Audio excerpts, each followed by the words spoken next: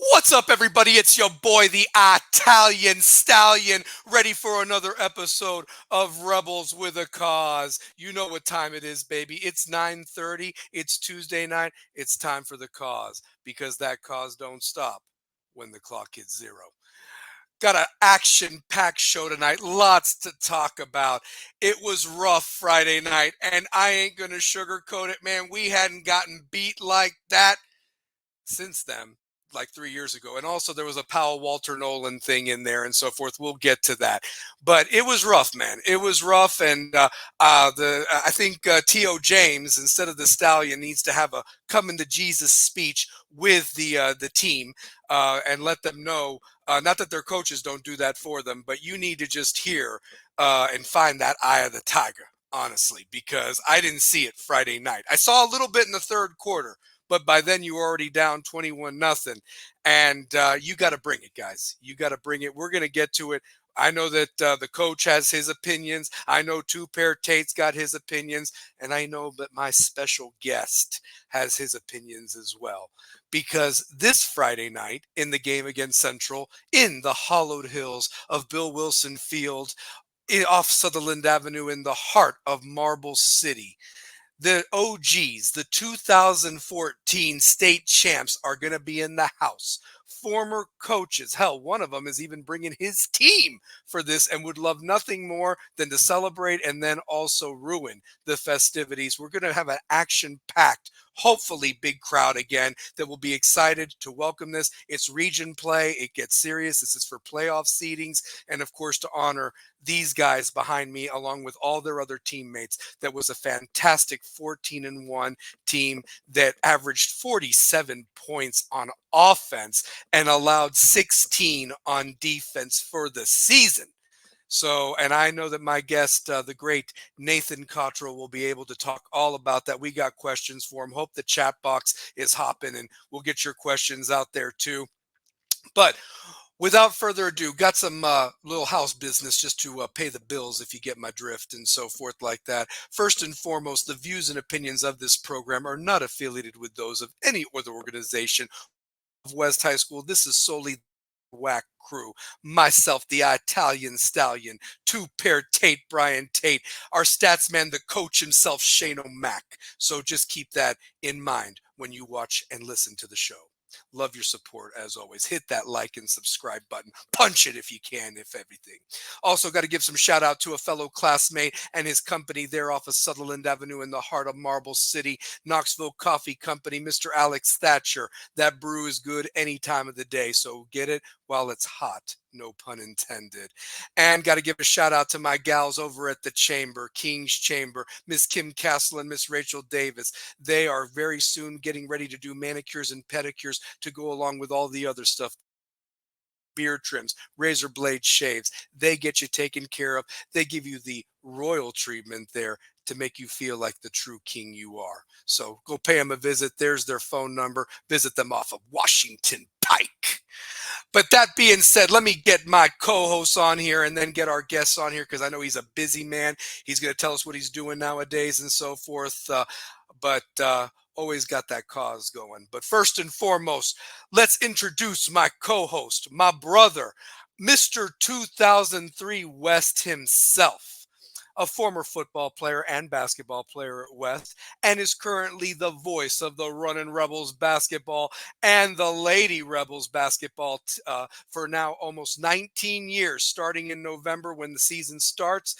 He is my favorite Florida State Seminole, the one, the only Two-Pair Tate. Brian Tate, what is up, brother? Well, the Seminoles are still horrible right now. Horrible, horrible football team to watch. Horrible football team to At watch. least we got Tennessee. At least we got Tennessee. At least we got You Tennessee. know, at least I love Tennessee and I love Florida State. Of course. Being from Knoxville, just always been my two teams of choice. Um, Growing up here, you know, playing ball, being able to play some basketball at UT, just playing around.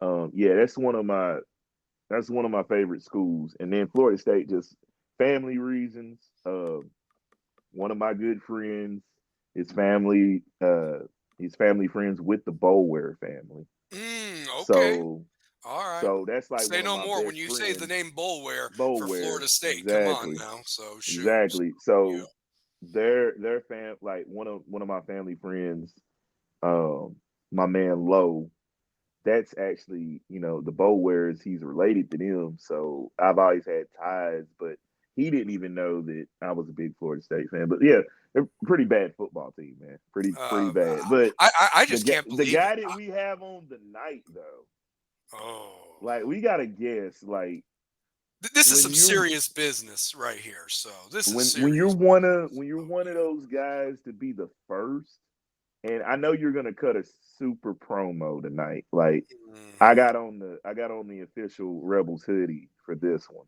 because it's a little cold in my house after what I witnessed. What I witnessed, like this might be the game where we have the less highlights of West.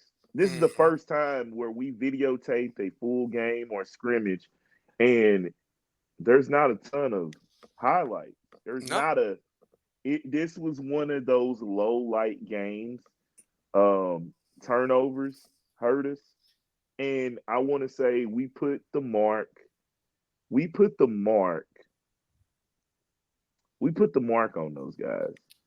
Like we really put the mark on those guys, and I feel bad because a lot of it can be placed on us, but they got to play the games. that's right. We're just we're putting it in a way. West never had media like this. We Mm-mm. didn't have media when Nathan Cottrell was burning up the field, cutting on a dime on people. Seth Mm. Marshall throwing dimes. We didn't have that when Jake Ryan was there. We didn't have it when Hootie Henderson is scoring. We didn't have it when Larry Williford was making plays. We didn't have it when you were making defensive stops. When Shane Absolutely. is making stops in that defensive backfield. Or Michael Lynn's knocking out quarterbacks. So I mean, Michael shout out to Lynn, the Michael Troy Lynn. So Smiths, the Scott yeah. Odersons, the Boss Graves, the Doug Madisons, Mark the Giles, shout out to him. So Mark Giles, 94 you know what I'm team, saying? The Dixon Turbo. Greenwoods, Mm, Turbo, the Nelson twins. We didn't have that. Sean Bowman. We didn't have media covering that. And if we did, it was a guy named Jerome Taylor with inside perspective down at Knoxville Community Television.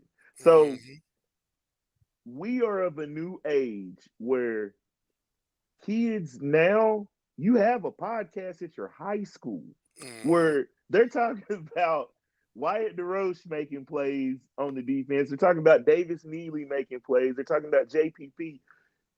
And then other schools are going to fuel that to play you. They're going to Mm, use everything we say good about you in these podcasts to when they beat you, they talk about you, absolutely. and that's one of them things where I just was looking at it, and I think I told you like the Bearden loss. I was like, maybe we lay it on a little thick. Like maybe we're too pro everything that's good, and then when we say what is bad, it comes to light during the games. And Possible. it's stuff we talked about since the Gibbs first scrimmage. Like Yeah. when we really started getting the ball rolling, and now we're up to like episode 41, 42. Is this 41. 41? Yep. 41. Episode 41, you got Nathan Cottrell as the guest tonight. You know what I'm saying? Like On the eve of the 2014 OG team that started these rings, that started it. they did, and they very well could have almost had a fourth one, in that 2013 game that was heartbreaking, and we're going to talk about that Mhm. with the 1 point loss to Henry County. So they could technically have 4 state championships right Yeah. now, honestly. Yeah, So you yeah, and for and sure. and So. for Nate and those guys to get back.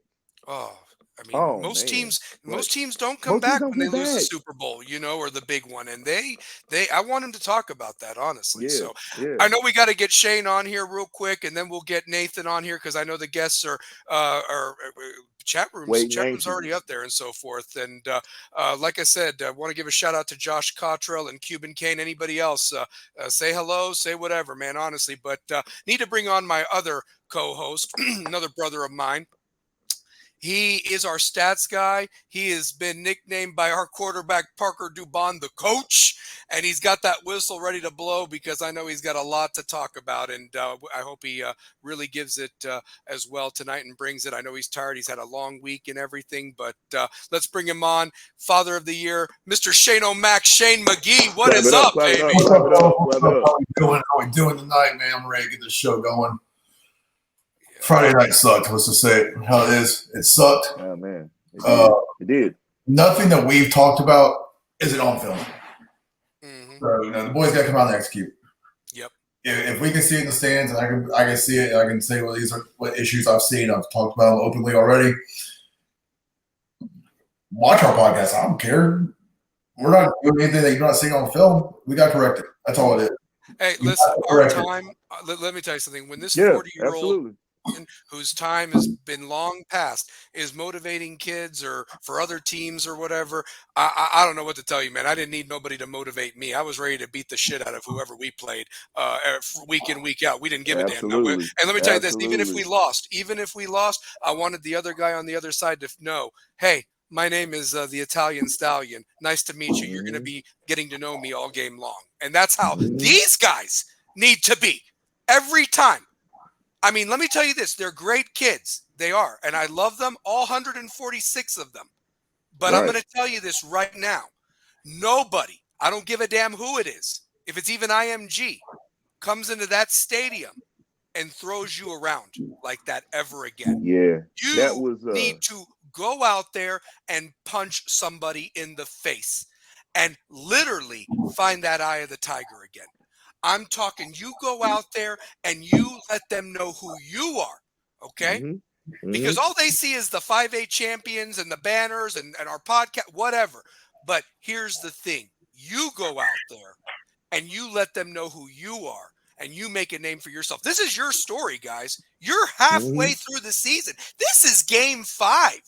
I mean, we're going to be in playoffs in a month, man. Playoffs! You know, I mean, honestly, shout out to that idiot. But anyway, but literally. And this Friday night, it gets even more serious because it's a guy that used to coach there at West who's building a program himself, a team that has been a thorn in your side and has prevented you from a championship in 2019. I went there. And on top of it, it's region play. And now it's time to get your seeding if you really are going to make a difference, honestly. So, yeah. And listen, look, Larry Frank, shout out from Louisiana. He even writes here, former offensive lineman. I used to tell the opposition, happy Friday. Tell your mom I'll see her after the game. Son took him out of his element. That's the great Larry Frank right there. That's Larry a Cajun. That's my favorite Cajun. So, absolutely. Larry Frank always gives us one every week, brings it, man. Shout out to Larry Frank. Shout out to Louisiana. Larry Frank. Shout out to Josh Cottrell. Shout out to the Cuban Kane. He's my arch rival. He's my arch rival. So yeah. So the old Cuban Kane. Yeah, him and me have a rivalry of who knows more about Miami Hurricanes football. So we will have a great debate. We still haven't found the time and the place, but he loves to give me shit all the time. So, but I love. We need to do that. We need to do a college. Need to invite him on the podcast in the off season. Hey, you know maybe, what? So. We need to do We need to do decade debates with Miami over their team. We need to do that. We'll do that. I'll have to bring it. So for sure. You know it. Yeah. Yeah. Shout out to us. Thank you, Larry Frank. Thanks for all the love. Everybody that's on, please hit that like and subscribe button. It's Rebels with the Cause every Tuesday night. And we talk all things West. And we even talk some college football and NFL football. And the guy that I'm bringing on now, and I'm going to give him his proper introduction. He's waited long enough in that backstage area. He has, man. He has. I'm going to tell you this right now. This guy played at all 3 levels. And so I'm going to give him his proper introduction. He is the greatest all-time running back in West history. 4,000 yards total amassed. He was taken out at halftime of games. So it could have been 8,000 if they'd left him in the whole game.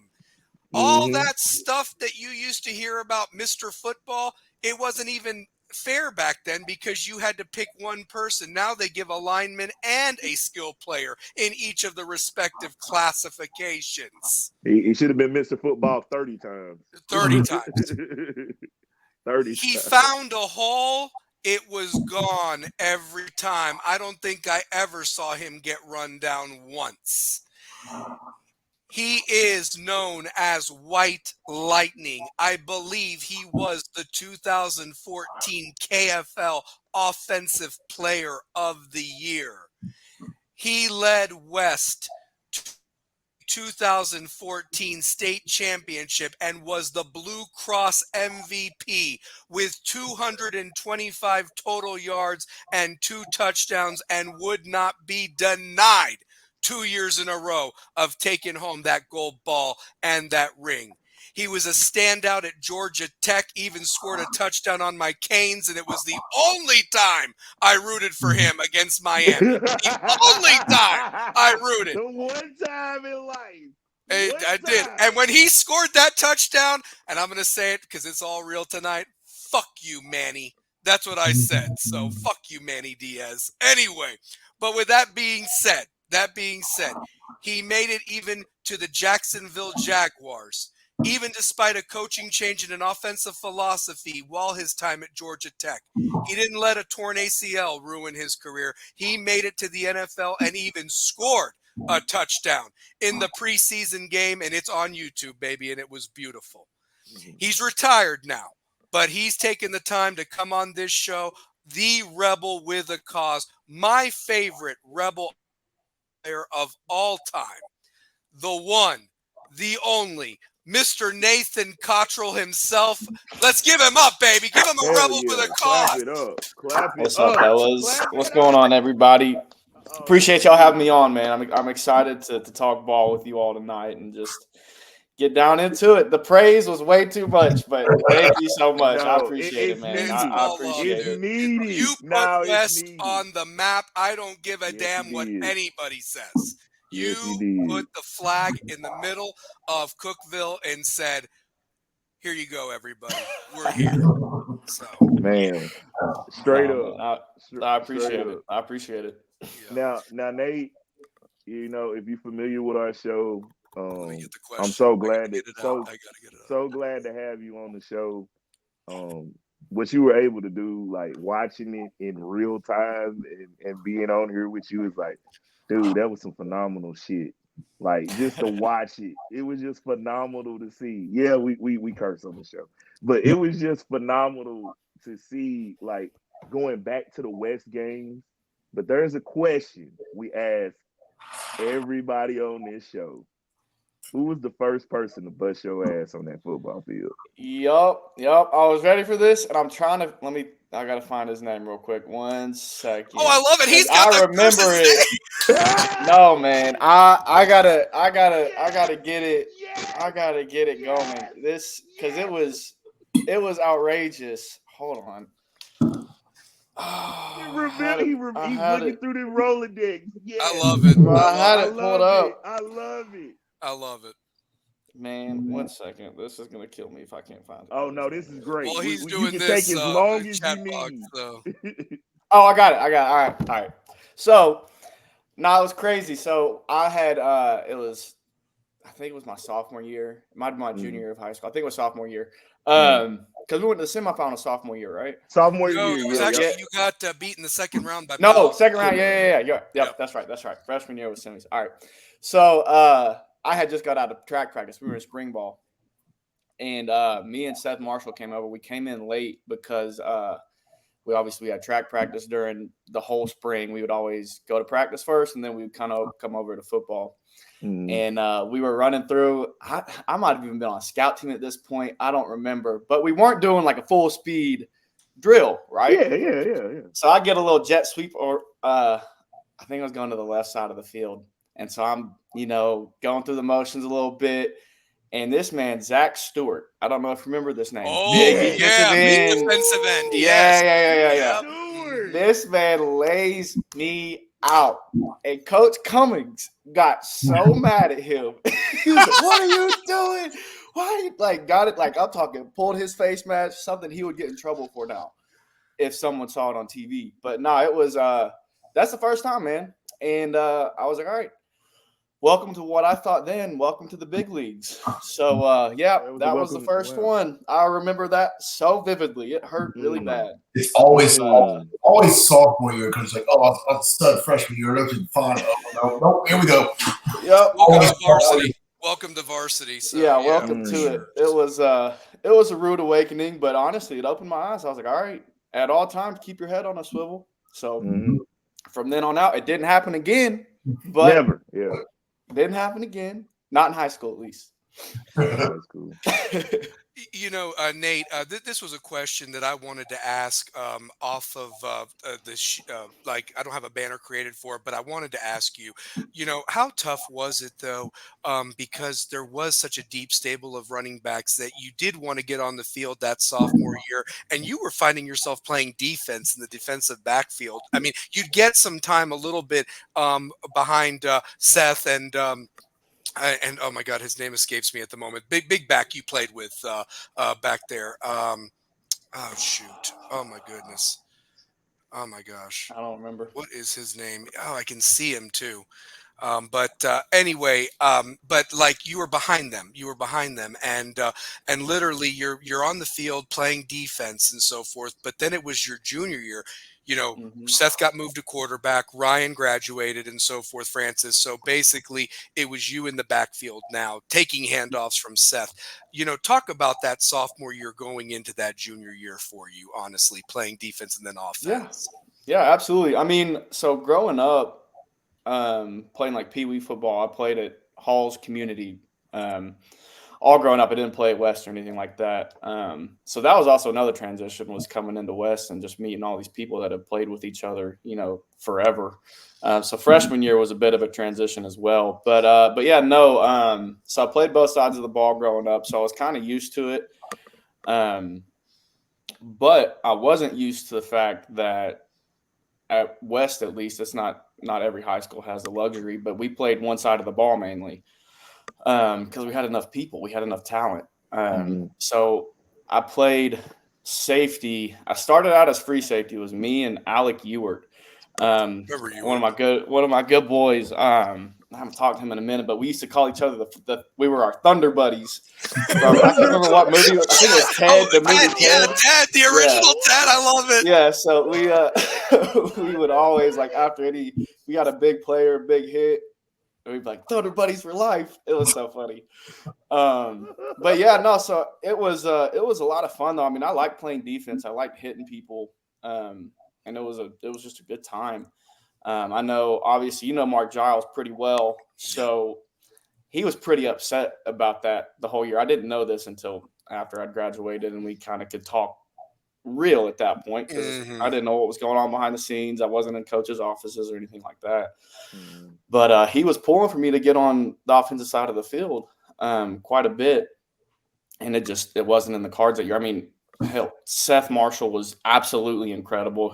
I can't remember who the other running back was, but I mean, we had a great offense. Wasn't he number 14? He was number 14. I can see him. Who was that? I mean, oh my goodness. I can't remember. I'm looking him up. Keep talking.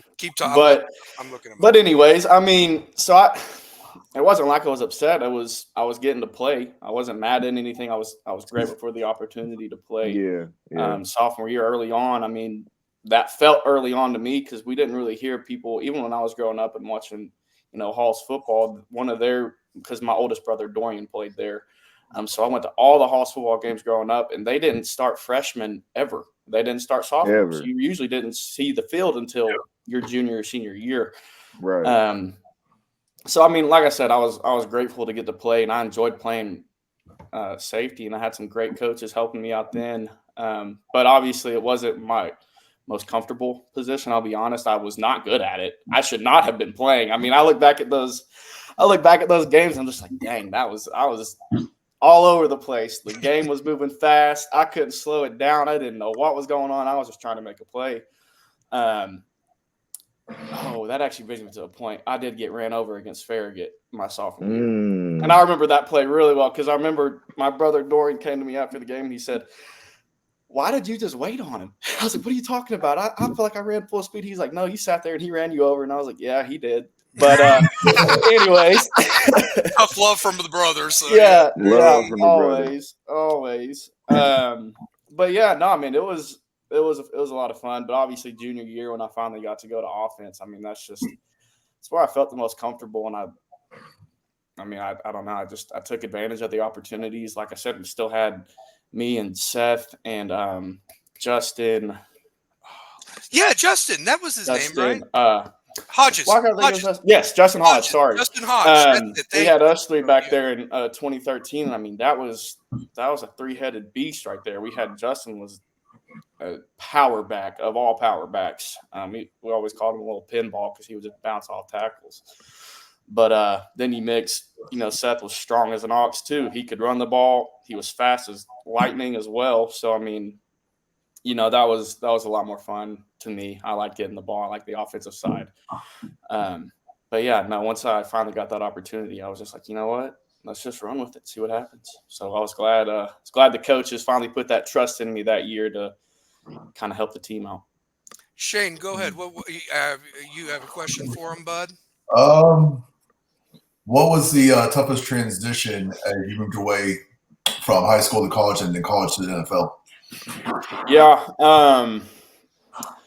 Honestly, the biggest jump was high school to college because I always say the game speeds up. But, I mean, in high school, I'm little 183-pound me. Yeah. Like, I can't get that much faster. Like, I feel like I'm pretty quick. But just the speed of the game, I think, was the hardest transition. Just how much faster everyone is at that level. I mean, you're playing against, and I always say this, it's just, and it happens even again in the NFL, but you're playing against the best of the best. So it was like, all right, in college, you were playing against all the studs of their high school team that were all standout players in their own respect. So getting used to that was interesting. And then obviously, my freshman year coming in, it's the second day of full pads in camp. I had made it through the first off season, summer workouts went good. I was feeling really good and ended up getting my knee blown out off of just a bad hit. Yeah. I mean, I remember the play vividly. I took another sweep around the left side. I was running up the sideline and with Coach Johnson as well, it was full speed all the time. I mean, we were full speed tackle, not like it is today where everybody's doing this little thud and wrap up and let the guy go and let him keep running. Yeah. It was full tilt. So I was like, all right, let's do it. So went around the edge.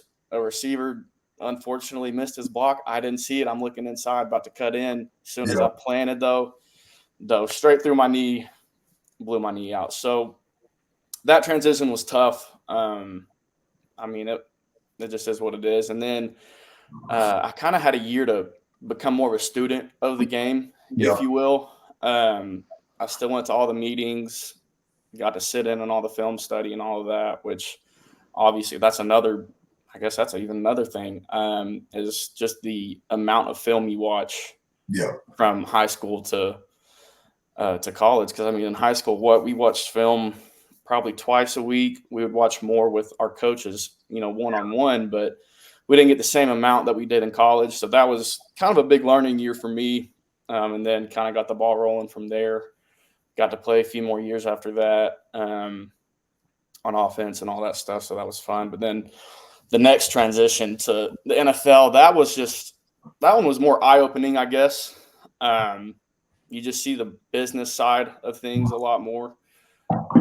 A lot of politics involved, a lot of not favoritism, but I mean, the guys that they paid millions of dollars are obviously going to get, all the looks. So I would come into practice during camp, my first camp. And I mean, I would get 3 reps a day. So I had to take advantage of every single one just to say, hey, I can do this too. Like, give me a shot. So the more you do that, obviously, the more opportunity you get. And thankfully, I had an awesome special teams coach at that point. And I don't know how much we're going to get into. But that transition to just strictly special teams was also quite a transition because I hadn't tackled anybody since high school. But, you adapt, and I think that's kind of how you kind of just keep getting the door open for you. You just keep adapting and changing with the with your surroundings, with your environment, and see how you can grow from there. So to transition to the next question, two-pair, this is what you wanted to ask Nate next, by the way. Yeah, like, so I know, like, when I first saw you play, it was as a sophomore. And I just kept saying to myself, when I was watching you, I kept saying, the way that you're able to hit the edge of the perimeter and turn up this other worldly, like, speed. Like, I don't know. I feel like you did grow up where you played pick up the smear. Oh no, we definitely did. That's me and my brothers. We used to go in the basement and we would play what we called couch football. My brothers would set up cushions behind them that I would have to try to get to. That's a crazy memory. I forgot I even had that. But yeah, no, we would play that in the basement, and it was crazy. It was that was an interesting time. But no, I'll let you continue. Sorry, I didn't mean to interrupt. No. That's great. That's good stuff. I didn't know that. That's awesome. No, that's a great story because it was just like from your running style. I always used to think that I was like, man, this dude run like Eric Metcalf with a mix of just that breakaway speed. It sometimes I've really felt like watching you put me in that mind of Christian McCaffrey, like just the certain ways you run. Like if it was a comparable player, you know what I'm saying, and a little bit of like Marshall Faulk. But how did your like preparations? Like how did that preparation from like high school to each level, like, and then who did you model your game after? Like this, like a two-part question. Yeah. So to answer your first part, and I'm gonna even take it back to freshman year. I had a bad, really bad ball security problem. And I honestly think that's probably part of the reason why sophomore year I didn't get to play offense was because legitimately I remember freshman year, I think we were playing Farragut. I fumbled the ball 5 times in a freshman game. We still won somehow. But that's because we had great athletes around me. I had Seth Marshall. I mean, Buddy was just making plays left and right. We had great receivers. I mean, Alex Birch, Max Bacon, Tommy Pridemore, Noah Hoxie. I mean, we had a squad. So I would just kind of help pick up my slack. But yeah, no, after that year, Coach Giles, Mark Giles, I owe just so much to this man. He really molded me into the player I would continue to become. We worked tirelessly on just random ball security drills because that was my biggest issue. You know, God blessed me with an incredible speed, and I'm thankful for that. So that was kind of, but I needed to figure out how to control that speed because I would just run aimlessly. That was I was the same way. Like I could never control my speed. Yeah, I mean, heck, I still struggled with that even when I got to the league. It's just times it's just my feet would get in front of me. It was crazy. But no, I mean, he really did. I owe him so much. He taught me a lot. I remember one thing he always said, it was like, you X the ball. Like anytime I was getting tackled in traffic, like you can see pictures of me where I've got the ball like this. And we'd always call it exit, exit, exit. So we just, harped on that. It's ingrained into my brain and memory that I will have that forever. But yeah, no, I mean, just doing drills like that really helped to just kind of solidify my running, I guess, style, and just helped me grow in that respect. And then obviously got more comfortable with it. But yeah, and then I guess who I molded my game after, one of my favorite running backs growing up, or there's a lot. I love LaDainian Tomlinson. He ran the ball like just a freak. Eddie George back in the day with the Titans was just an animal. That's why I wore at Halls when I was growing up. I was always number 27, just because Eddie George. I was like, that's who I want to be when I grow up. Like I want to be like that. And never did I think I would amount to that. It's just that was my aspiration. Set the bar high. I mean, it worked. Look, it worked. It worked. You know, I was blessed, and you know, I was given the abilities to keep playing, thankfully. But yeah, no, I mean that's kind of it. And I guess the older I got, my preparation went from solely focusing on the field to really getting in the classroom and studying film. I realized just how big of, honestly, it's like a cheat code. You're watching what they're going to do every time. They're not going to change. Every time. And you might get, a little bit of there might be one formation that's just a little bit different. But at the end of the day, the defense is going to end up at the exact same spot. So it's just the more I kind of learned that really helped me kind of slow the game down on the field. So I was able to make decisions faster. So that was, I think, probably the main part where I grew the most was just, the mental aspect of the game, not just physical. Because you've always got your physical backing, but your talent can only take you so far. You've got to study and prepare for what you're going to face. So, and if I could go back, I would tell myself that in high school, and I would watch film and take it way more seriously than we did, because we were always just cutting up in the back, like, oh, we're going to be fine, yada, yada, yada. It's locker rooms. But yeah, no, if that answers your question, that's kind of where that would be. I wanted to, it's funny that you mentioned that because, you look at the banners that are up there. There were some really good teams that just got to the top, but just couldn't quite get over there or quite get it to the finish line. I think about 94, with your coach, Mark Giles, that group. Bill Wilson was their coach. They fell short to Eric Westmoreland, national champion Eric Westmoreland, and Marion County and so forth in the semifinals. 2010 really started a big shift for West football. They lose to Shaq Mason, who was actually another Georgia Tech grad that played for the Patriots he's Columbia. Still balling. He's still balling now. And he's still balling. Yeah, he's ageless. Yeah, he's a beast. And it took the coldest game, Columbia Central. Columbia Central wins 7-0 and ends up winning the state championship. Then the following year, your freshman year, you lose to Powell, and Powell ends up losing to Henry County in the state championship. But it was your 2013, your junior year, where you guys hosted Cleveland. And realistically, going into that game, you had gotten a little hurt in that Anderson County for that and so forth. But what made you guys just come out that night and say, we're not state semifinalists anymore. We are going to play for the 5A state championship. Talk about that special night the day after Thanksgiving against Cleveland. Are you talking about 2013? 2013, yes. It was a home game. And yeah, no. A little licked up against Anderson County. Yeah. So the Anderson County game, we'll talk about that a little bit too. Honestly, I'm not going to lie, they played a little dirty. I had gotten tweaked.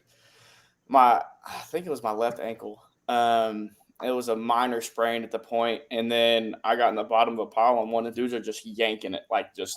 I can remember looking down, and my foot is just being turned, and I'm like, what is going on? So I'm on the sideline of that game, and at this point, we pretty much had it won, but I was just so mad at that point because of the stuff they were doing. I was like, all right, if we get the ball back, I'm going back in. I'm literally, I kid you not, sitting on the trainer's table, and they're taping my ankle up. I'm like, no, you're good. Just rest. And I think my dad was even on the side at that point. And I don't remember what I said to him. It's probably not appropriate. But we just went back in. And I was like, nah, give me my helmet. I'm going in. We're finishing this out. And so that honestly just put a chip on my shoulder for that. And I was like, all right, well, next week I'm going to heal up. I'm going to get ready. And we're going to go out and we're going to take care of business against Cleveland. And two, I think Cleveland loved to talk trash. They did it all the time. I mean, we just got all kinds of stuff from them because that's when kind of Instagram started to blow up. So we were getting DMs and comments, and I'm just like, they don't know what's coming for them. We were ready for them. We weren't gonna take. This is Instagram era. Yes. Instagram was blowing up. I mean, can I say this? The coach. Sorry to interrupt you, Nate, but the coach actually blamed the reason why they lost the first game against West was because of a traffic accident on I-75, and they didn't have enough time to warm up. By the way, this is real stories. By the way, honestly, and so they come up there day after Thanksgiving. There shouldn't be any. There's no school. You're off for that 4 days. You got nice food and everything, and Nate and the boys welcomed them to West, and it was running clock by halftime. Honestly. I was about to say that's just another one of those games. You touched on it. the starters are out at halftime. We went in, we handled business, and our job was done. So that was just, we were ready to go. We were ready to go, man. Shout out to Coach Cummings. It was so cold that night. He realized they were going to win and go on to state, and he actually had one of the ball boys go get his jacket so he could finally get the water cooler poured on him. That's a true story, by the way. Yeah. Yep. I believe it. I did want to just go into the next question real quick. So you got all that momentum. You are going to play Henry County, who had won a state title 2 years before against Powell. You line up against them. They're bigger, but realistically, you guys hit them in the mouth right off the bat. And just talk about that game. It was just a weird game. It was raining. It was cats and dogs. It was probably the worst conditions ever. Guys, you already were without Alex Birch, and then Max Bacon gets hurt early on with a concussion. Just talk about that game and how weird it was, and just everything that went from it and so forth. So, man, from what I can remember, I had a short memory about that game just because after the game, that was a really tough loss. We came out swinging though. I mean, we were ready to play, and then. Obviously, it was raining. It was freezing cold. We had wool blankets on the sideline because we didn't have any of those fancy jackets that they got now. We were just out there slumming it, trying to stay warm. And, we ended up coming up short. That loss is still to this day. It was just one of the hardest losses I've ever taken personally. I mean, we had so many opportunities to win that game. Towards the end of the fourth quarter – this is where I don't even know if I've told Cummings this, but we just did the play. I did not think at the time. I think we could have called better plays, and it was just, dang, man. I hope we get another chance. And at that point, obviously, we didn't know what was in store for us in the next season. But I knew I didn't want to feel that pain again, and I knew I didn't want to have that loss hang over me, for my high school career. So it was just, I think the team learned a lot. I think the juniors of that team, what would be my senior class the next year, we kind of buckled down at the end of the year. And once we started even into the winter workouts, it was just like, all right, there was just something different. We had a different mindset every day. We were in the weight room. We were running.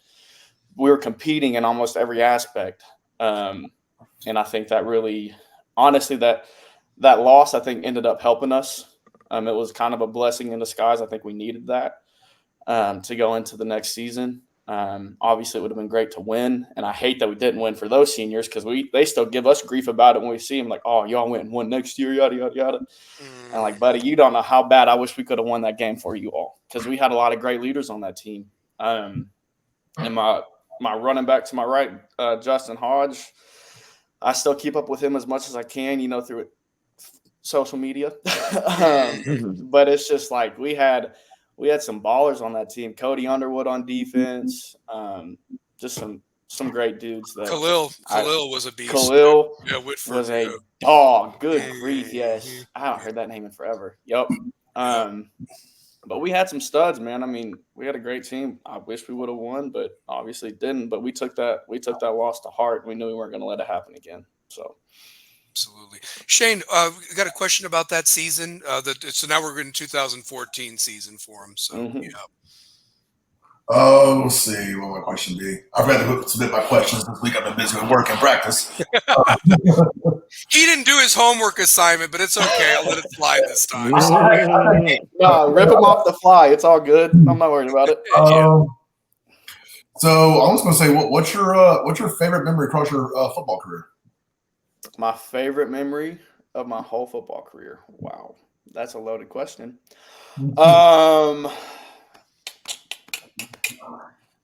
I mean, obviously, winning state was the highlight, I think, of my early career. Other than that, I mean, I think just the opportunities I got in general. I got to do a lot of things that I dreamed of when I was little. I mean, I remember I was sitting there with one of my best friends, Cody Dowdy, growing up.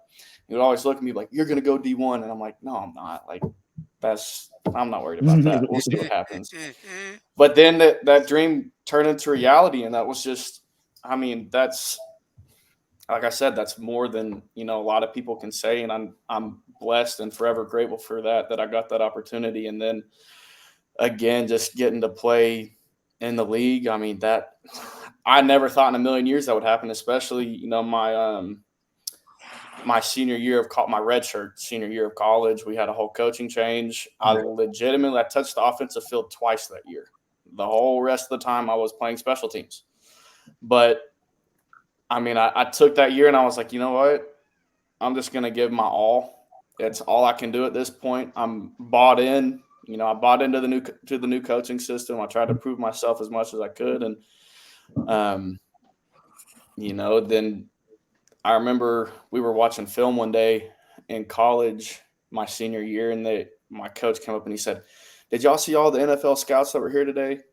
And I hadn't even thought about the NFL at this point. Yeah. And they go, who do you think they were here for? I didn't raise my hand. We had a really good tight end that year in Tyler Davis. And I was like, they were probably here for him. I mean, he's still playing. And he looked me dead in the eye and said, "They were here for you." And I was like, "What?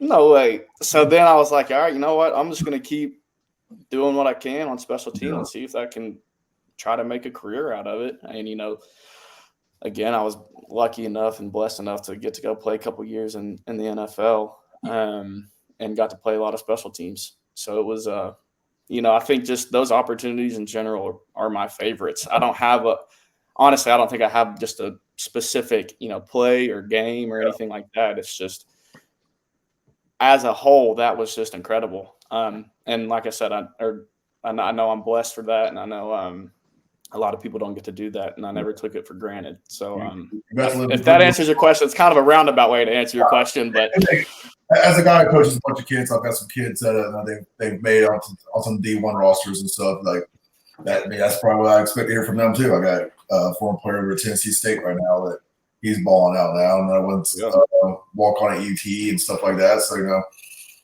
getting the opportunity and making the best of it is what you do. That's the highlight. You got to live the dream that all of us, we all started growing, was like, that's what we wanted to do. Right. Two-Pair, you had another question. You going back to that 2014 special year. Go on ahead and ask this one, brother. Yeah. So besides winning state championship, what was the game that really sticks out in your mind that defined that season? Like there's that game where it just sticks out in your mind, like, we're going to win state. Like, this is it. Like, what was that game during that run? Yeah, and we kind of talked about this off camera. That Ray County game, man. So as a semifinal game, there was a lot of stuff that happened that was not in our control. They scored some touchdowns with illegal players down the field. I remember even after that game when we had won, I think it might have even taken a year. I was actually talking to Scott Cummings about this when they came down to Atlanta for my my little retirement party that my wife threw for me, which was awesome. Shout out to my wife if you're watching this. I love you. But yeah, no, we were sitting there talking, and they literally came to Coach Cummings' office and apologized for calling the game so poorly. But I remember the last play where we ended up winning was a pass from Seth Marshall to I think it was Jeremiah Russell in the back of the end zone. And I was like, there's something different about this team, man. We just didn't give up.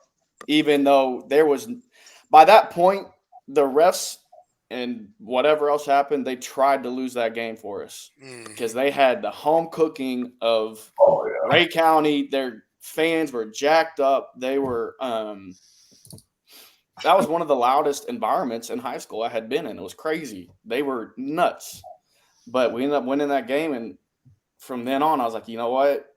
I'm not going to let the refs take any control. We're going to go in and we're going to dominate when we get into state, and that's kind of what we did. So Yeah, that Ray County game, that one still gets me fired up. Golly, just thinking about it. I gotta watch that tape was of that again. Man, I it's want to on go back and YouTube. watch it too. That was It's on crazy. YouTube. It is. I mean, it's crazy because like to reiterate that story a little bit more, Nate.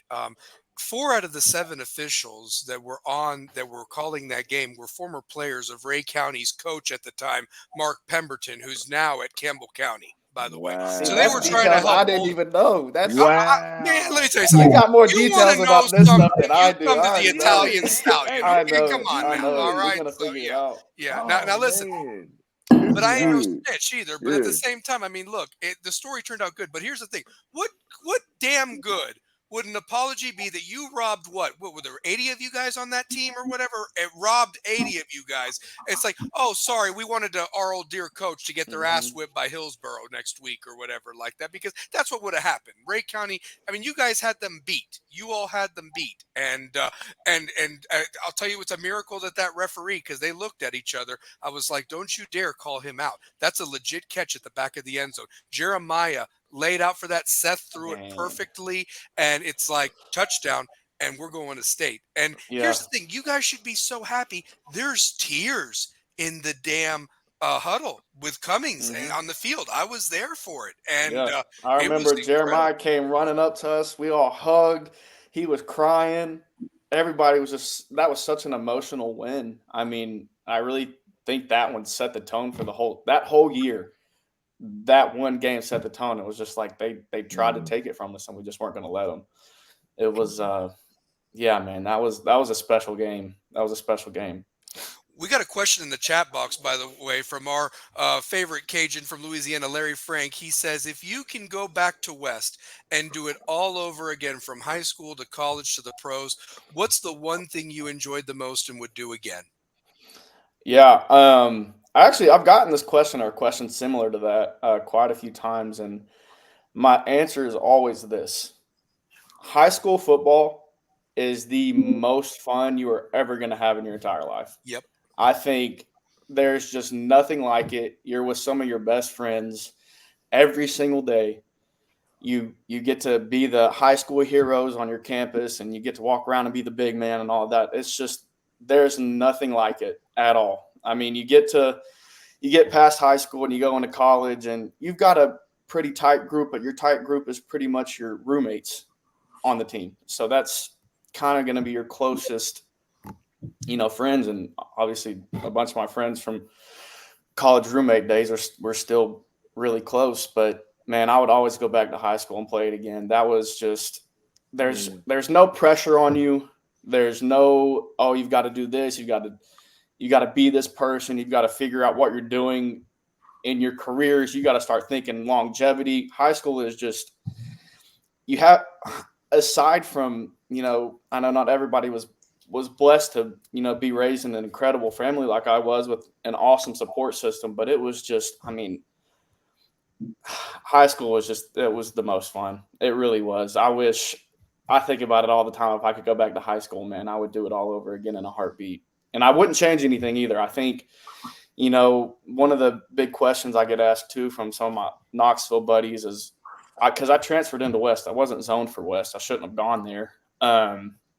But my one of my former cousin-in-law was one of the coaches, and he was like, "Hey, just come tour it. Let's just talk." And I don't even think that was allowed, but I literally sat down in Coach Cummings' office, and we had a little powwow and all that stuff. But I think transferring into West was the best decision, my family could have made for me. Putting me just in a situation to be successful, and it ended up working out. So I owe a lot of that to my family and my parents, sacrificing, driving me 35 minutes to school every morning through all the traffic on the interstate getting there until I could drive. But yeah, man, it was high school, man. It was just, there's nothing like it. There's nothing like it. There isn't. No, it's nothing like it. Because I just remember, I can't remember the game. I had missed some of this game, and I just remember coming up to you with the game and just going, "Oh yeah, that's number 5." Oh man, that's awesome. I think That's it was awesome. on the way to state. This was the year that I think it was after Thanksgiving. Okay. What game Yeah. was that? It Well, was if it If was it would the have been after Cleveland game, Thanksgiving, yeah. it was either Cleveland or Ray County. If it was a home game, it was that Cleveland bad game that we whipped Mm-hmm. them or whatever. And the Ray yeah, County, it was it was at there. the So yeah. Cleveland game. I think it was when you guys were on the state. I think because it was Yeah. after Thanksgiving. And it was home Mm-hmm. game, and it was a It home was game, a wasn't it? home game. Yep. So that's the Yes, it was Cleveland a game. home That was game. the ass whipping Cleveland. against Cleveland. It was so, Cleveland. yeah. I could never remember. I'm like, did I drive? I was like, I didn't drive to Ray County. I remember I had to. I'm sorry Man, I drove to Ray County. I never want to go back again, to be honest with No, you. God, So, I hate Jesus. even going near that place. yeah, I didn't drive to Ray And you County. want to know something? How messed up is that, Nate, that you guys had, like the fact is your team was so special that year. You only lost to Maryville, and they weren't even in your classification. The regions were weird back then. You had you Mhm. were one of 2 5A teams, and everybody else was a 6A team in that region. Yep. And Yep. basically, because of that one loss, you guys had to go on the road to South Doyle and Ray as opposed to hosting, which you should have, being one of the best teams in 5A and so forth. But I did want to Mhm. talk about that Maryville game because you had an electrifying kickoff return that gave you the lead against Maryville. And Maryville wasn't down to anybody at that time and so No. forth. But you guys were up 16-14 in the third quarter. Couple of plays went their way that it didn't go your ways, but you guys were leading. You lost 31-16, but how did you guys not let that loss affect you? Because you still had a tough schedule ahead of you guys, and sometimes if you lose to Maryville, you lose 2 weeks in a row because maybe you left something back there. And what's some advice that you could even give to this team after what happened on Friday night, losing to Maryville? Yeah, no, that Maryville game, aside from losing state, was one of the toughest losses that I can remember. I remember I went up to my brother and I was crying. I was just so frustrated at that point because I think we were driving in the red zone about to score, and I got a handoff from Seth and I fumbled the ball, and that would have kept the game a lot closer, and I think we would have had a lot more momentum. And we lost that fumble. And I just remembered after that game, I was like, I don't want to feel that pain again. I don't want to feel that defeat. I don't want to feel that loss. That was at that point in time, it just felt unbearable. I was like, we're not going to let this happen again. And I just remember that feeling, and I didn't want to feel it again. So, from that point on, I mean, it was just no matter what we got to do, we're going to grind it out. We're going to have some tough games. We're going to have some tough battles on the field. But remember that hurt. And remember how bad you don't want to feel it, because I hate to lose. I mean, as a football player, that has to be one of the number one things that you hate the most has to be losing. Why else do you play the game? You don't play it just to be a part of it. You play it to win. So I think just a mix of those emotions. It was just we weren't going to lose again. I was confident in that, and I'm pretty sure all my teammates felt the same way. Obviously, but yeah. And then any advice I would give to them. I mean, just remember the feeling. Remember that suck and embrace it. That's what a bunch of people that are just struggling. I'm just like, embrace the suck. It's not always going to be easy. Go to practice the next day obviously not the next day because I got the weekend. But go to practice on Monday or Sunday, whenever y'all go back and do your little powwow. Break it down. See what you did wrong. Learn from it. Fix it. It's so simple. But it is one of the hardest things in the world to do is to fix your mistakes. But you just got to remember that feeling. Just know that you don't want to feel that again. Absolutely. Let me see here. I had one more question because I really wanted to talk about the 2014 team in regards to their being honored on Friday night. And I hope a lot of them show up. I know Coach Lane is now at Central. Mark Giles has been at Farragut for a while now, and they're off, so I believe he's going to be there. Can't speak for Coach Cummings because now he's at City, and they might have a game. But I guess, talk about that state championship game. You kind of alluded to it earlier. You were not going to let them lose. You put the team on your back, 225 yards, 2 touchdowns. You were going up against 2 UT commitments in Vincent Jackson, and the other guy's name escapes me, but he was the big defensive end that they had playing. Line, yep. Yeah, they were playing. He was playing offense that game, but still, you guys, 23-6 was the final score. There was no doubt. There was no Henry County. You guys, we were down 7 or 6-0, but you never looked back after that 6-0. And realistically, if you could just talk about that game and your classmates and how special that group was, honestly.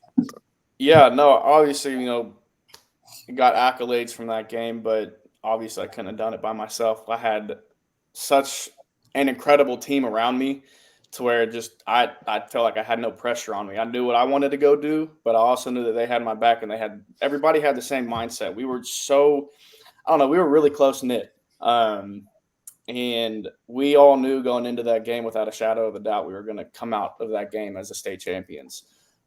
Seth Marshall had an absolutely incredible game. Dude ran harder than anyone I know. Christian Romines was the other back that we had, who also, he was probably one of the most selfless players I ever played with because, honestly, he knew he probably wasn't going to get the ball as much, but his role was just as important as mine because if he wasn't doing his job, then my job was going to get ruined. We had an incredible offensive line, Ryan Perry, Ben Mixon, Keyshawn, I can't even think of everybody's name, but then defensively, Noah Hoxie, Desmond Thompson, Max Bacon, Alex Birch, Hayden Shimlock. I wish I remembered everyone's names because we had such an incredible group. Sean Highfield. Sean Highfield was Maples, who we played with. Yeah. So that was a connection there. So, yeah. Yes.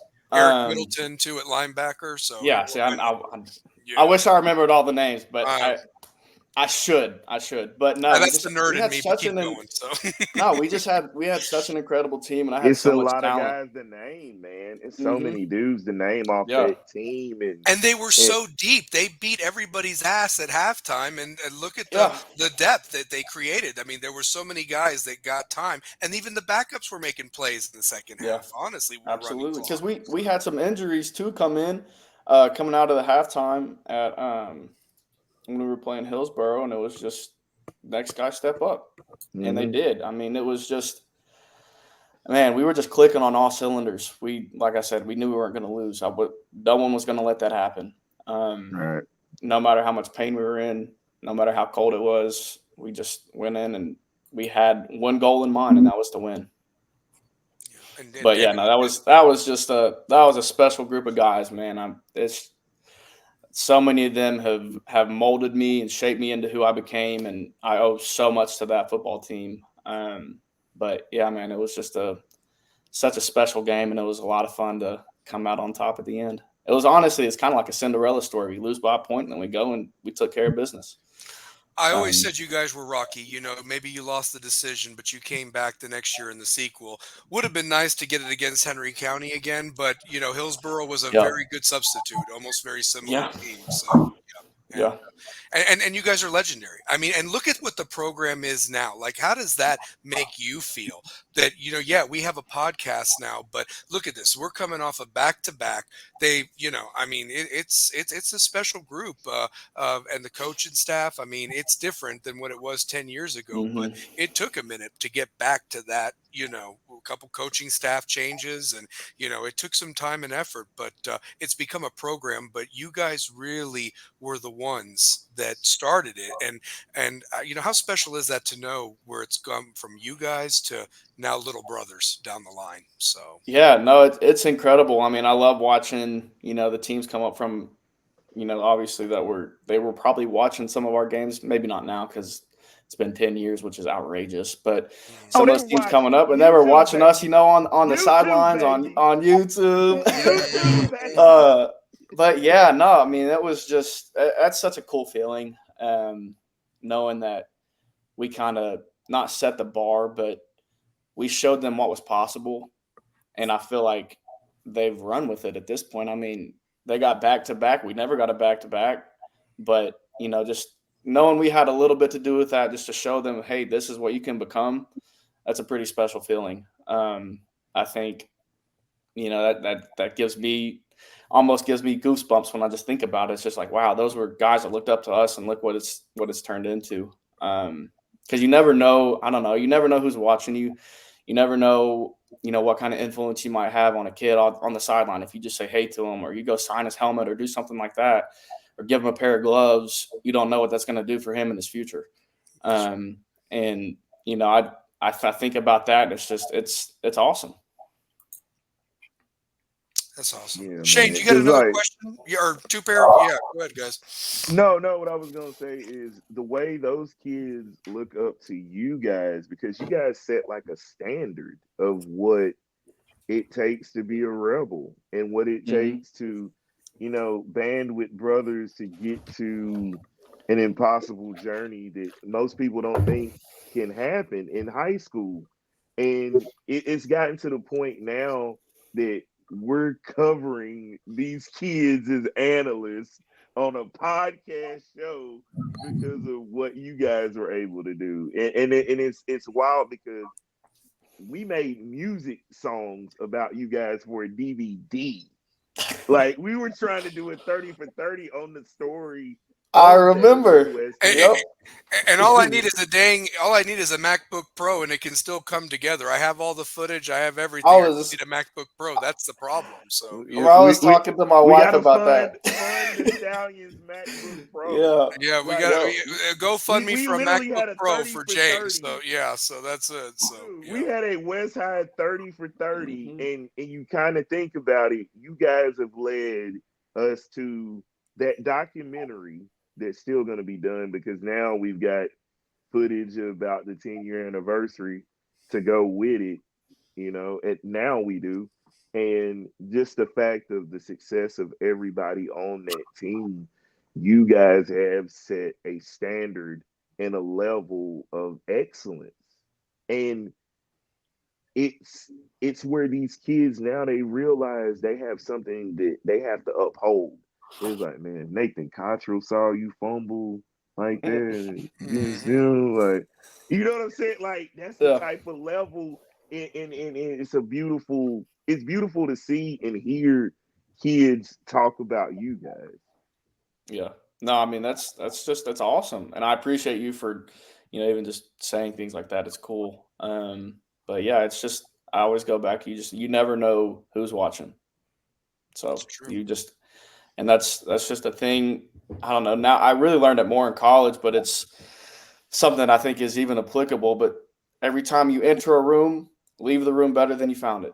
Whether it's, if you're doing laundry, if you're folding, if you're making your bed in the morning, just whatever. I mean, leave the room better than you found it. And we, I feel like we left West in a spot better than when we got there. And we just showed not only West High School, we showed that community around West, because that's honestly, it's kind of a weird school to get talent into, because you've got Bearden and Farragut and all those schools real close to each other. And it's just, you never know who's going to end up where. And especially now there's like kids just transferring out of nowhere for high school football now. But I think West has set that standard now where it's, we attract talent, and we showed them, not necessarily put West on the map, but we were like, hey, we can play this football game too. No, you've done it. You've done it. You all are legends, and it's like I tried to tell the guys that were part of the 22 and 23 that went back to back and so forth. I said, you guys are immortal. Are you kidding me? That banner's not going anywhere. You walk in there. That is something you can be proud of, honestly, and nobody can take that away from you. Nobody can. And realistically, the group this year, we're going to have to give them some tough love, because realistically, I know how good they can be. I just don't think the light bulb has clicked on it. And they need to really put that effort in, because we're game 5 now, and now it's region play. And realistically, the team, the different units on offense that we praised in the spring game, you guys have regressed. I don't give a damn about the competition you're playing. I mean, I'm looking at offensive linemen not getting to their blocks on time. I'm seeing offensive linemen not really driving their helmet through somebody's chest and saying, hey, I'm such and such. You're going to be enjoying this all game long. Do something about it.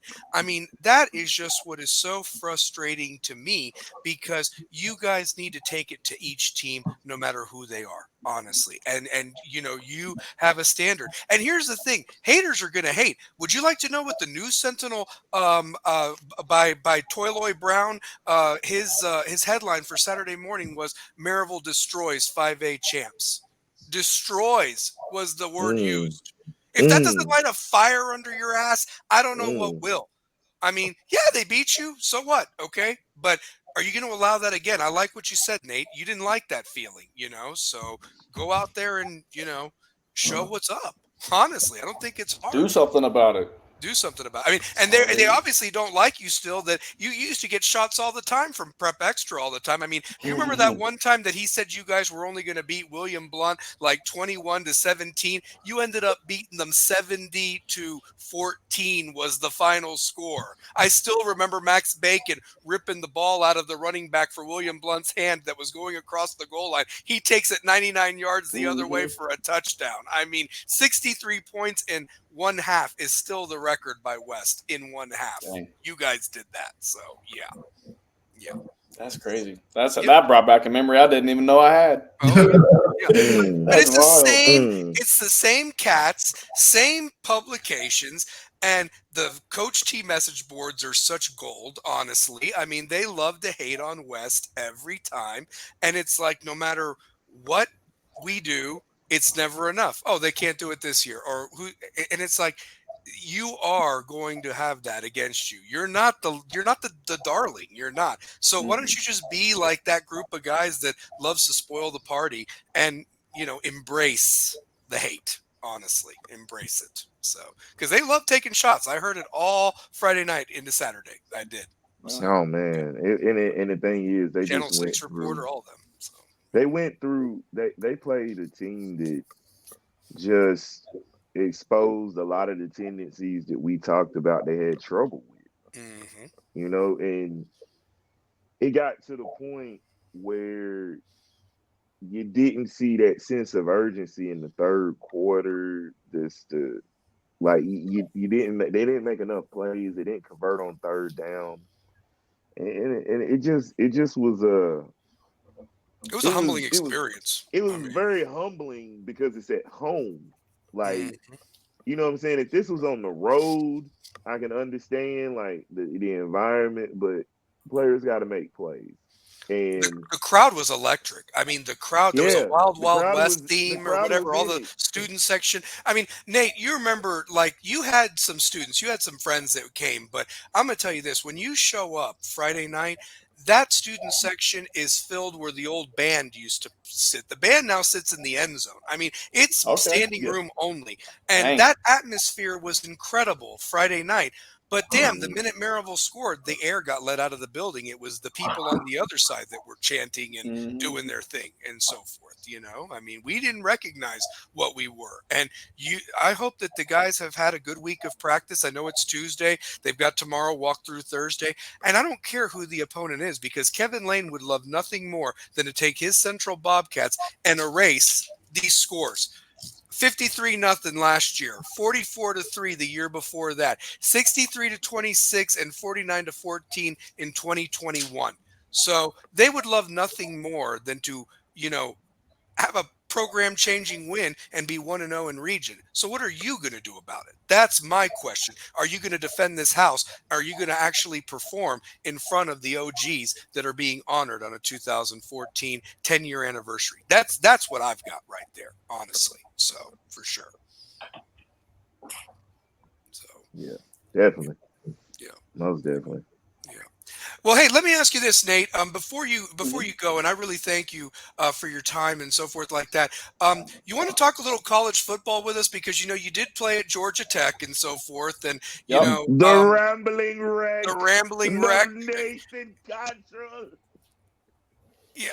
I mean, I just wanted your thoughts on what you think about college football now and so forth. It's kind of weird because one thing I was going to bring up to the guys with this discussion, I wanted to start it a little bit earlier to get your thoughts on it is I just cannot remember a time where now style points really count because teams are getting bumped down in the AP poll for bye weeks. And I didn't think that you'd get credit for, or, get penalized for playing bye instead of having a game against an opponent. But, Tennessee and Miami beat the hell out of two MAC opponents and each moved up and so forth. And I just wanted your thoughts on that of what the pollsters are looking at nowadays with this playoff and everything. So, it's interesting. I don't think anybody really knows what to expect this year. It's a completely different dynamic. I love the 12-team playoff. I think that's awesome. I'm a big fan. It's going to be interesting to see how it shakes out. I mean, with that many games, you don't know what can happen. And then as far as the AP poll ratings and all that go, I have no idea what they look for. No idea. I mean, it's sometimes baffling to me, but, obviously they're just trying to bring in the most money that they can. So anything that gets people watching, they're going to do it. But, I mean, college football as a whole, I'll tell you what I hate, and that's NIL, transfer portal, all that stuff. I think it's outrageous, and I think there's got to be some kind of – I don't even know, there has to be a stop. There's got to be a ceiling. You can't transfer just 15 times and still playing when you're 35. Like, there's a 32-year-old kicker. What do you – like, that's outrageous. And then all the NIL deals, everybody's just looking for money. If you looked at me when I was 18 years old and said, hey, if you come here, we'll give you $60,000. Show me where to sign. I'll be there tomorrow. Like, and they're making millions. I mean, that's the low end. But that's just that as a whole has completely changed the dynamic of college football. Yeah. It's really brought it into like they've made the off season for college free agency. Yep. It's just like the NFL. It's just a big free agency system, and whoever has the most talent and the most money, they're going to get the best players. I mean, it's semi-pro. It is. It really is. And I mean, good for them. I'm not saying they shouldn't get paid because schools make a lot of money off of them, but there has to be some sort of regulation. I don't think they have all of that in place yet. Let me ask you on this, Nate. Would you you know what I'm saying? If there was a form of regulation for that, do you think the former college players need to be head of that to be like, hey, we got to have some kind of level of just chilling out on this to where we get to where we need to be? Because is it kind of ruining the game a little bit? Yeah, I think it is. And I think that would be, how, and I don't think they do as much. They claim they do a lot, but in the NFL, they have the NFLPA, which is all former players, and that is the player's voice, even though, you're talking to billionaires, so you can only do so much. But I think if college had something like that, that'd be kind of cool if it was former players to maybe help regulate some things. But then again, I don't know. I don't know how you do it. They has become unionized at that point. Yeah. Well, I'm going to tell you this. It almost would be a union. Two-pair, not to poke fun or whatever, but look no further than Florida State right now, okay? Because, no. Here, I have a point. I'm not taking a shot. No, I'm not. Listen, here's the truth of it. That's a good point. I know there's no culture. Yeah. There's no culture. If you're renting players for 1 year, where's the pride? I mean, you think about Bobby Bowden's teams, man. He grew those groups, or whatever. And Nate, you talk about what you guys went through for 4 years. I mean, if you've got guys transferring from another state, they don't know what the West culture is all about or anything. That. So, and it's going back to you speaking about it building a culture. That's already hard enough to do at the college level. You're all around people. I mean, once you get to college and you get on college campus, you are around all different walks of life.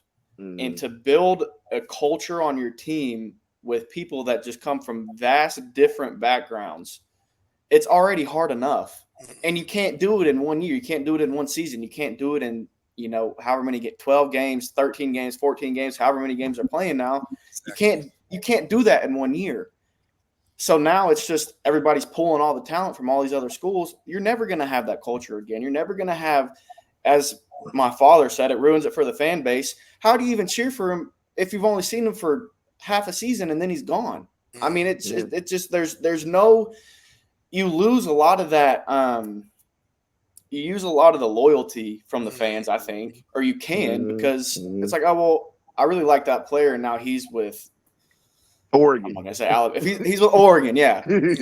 So I'm gonna go cheer for Oregon now. Like it's just ruined it. It takes the culture out of it. There's none there to have, and it's already a hard thing to build. And I think that it gets even exponentially harder in the NFL, which is what they're going to learn in the college level because everyone's doing it for money at that point. They're not doing it because they want to be there.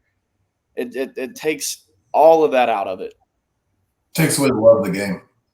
Yeah, it absolutely does.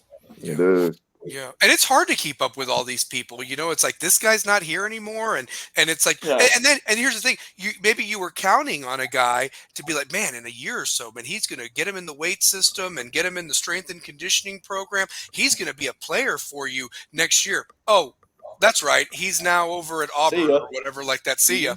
Thanks. I mean, and realistically, that's just what sucks. And then if you don't play somebody that has, believes their own hype or 4 or 5 star or something right out of high school, I hate to say it. It's like, maybe they would have been something for you, but they're going to go to where the playing time is. So I wouldn't even want to be a coach right now in college football. And I can kind of understand why Nick Saban had enough of it, honestly. When he can't control it, then you know that it's not something good right now, honestly. Yeah, Dabo's next. He'll be done. Oh, yeah. I was about to say, because Dabo's so reluctant against all of it, and I mean, be who you are. But that's what I'm saying. At the end of the day, your program suffers from it. So, I mean, it comes back to where I was saying you have to adapt to your environment. It sucks. That's the way it's going. It's true. Everybody's greedy and they want a piece. And I get it. Like I said, if I was going back into college, I would probably want to go where they were going to pay me too. But that's just I really think it just takes a lot of the fun out of it, personally. Yeah. It does. And I think about your time at Georgia Tech, Paul left and then they brought in the other guy and now they've got this new coach and it seems like the culture's changed at Georgia Tech just because of this guy. And I mean, they're looking pretty good and so forth. Like what would be, what are your thoughts like just about, where the program is now? You talk about where you left it and you were in the middle of a transition that sucked and so forth because you went there because the system fit you completely. And then it's a whole other system. I mean, just talk about that in general. So, I mean, obviously getting thrown into a new offensive system, scheme, all new coaches and all that, I was not ready for it. I mean, I remember I sat on the field. I talked to my mom on the phone for an hour and she had to talk me out of quitting because I was just ready. I was like, I don't like it anymore. I'm just ready to hang it up. Thank God I didn't. She was the reason I was able to keep playing, honestly. Mama knows best. Shout out to my mom. Yep. Shout out to Mama Cottrell. Shout out to Mama Cottrell. Love her. But, I mean, it's just. Look what you did, Mama Cottrell. Look what you did, Mama Cottrell. Hey, listen.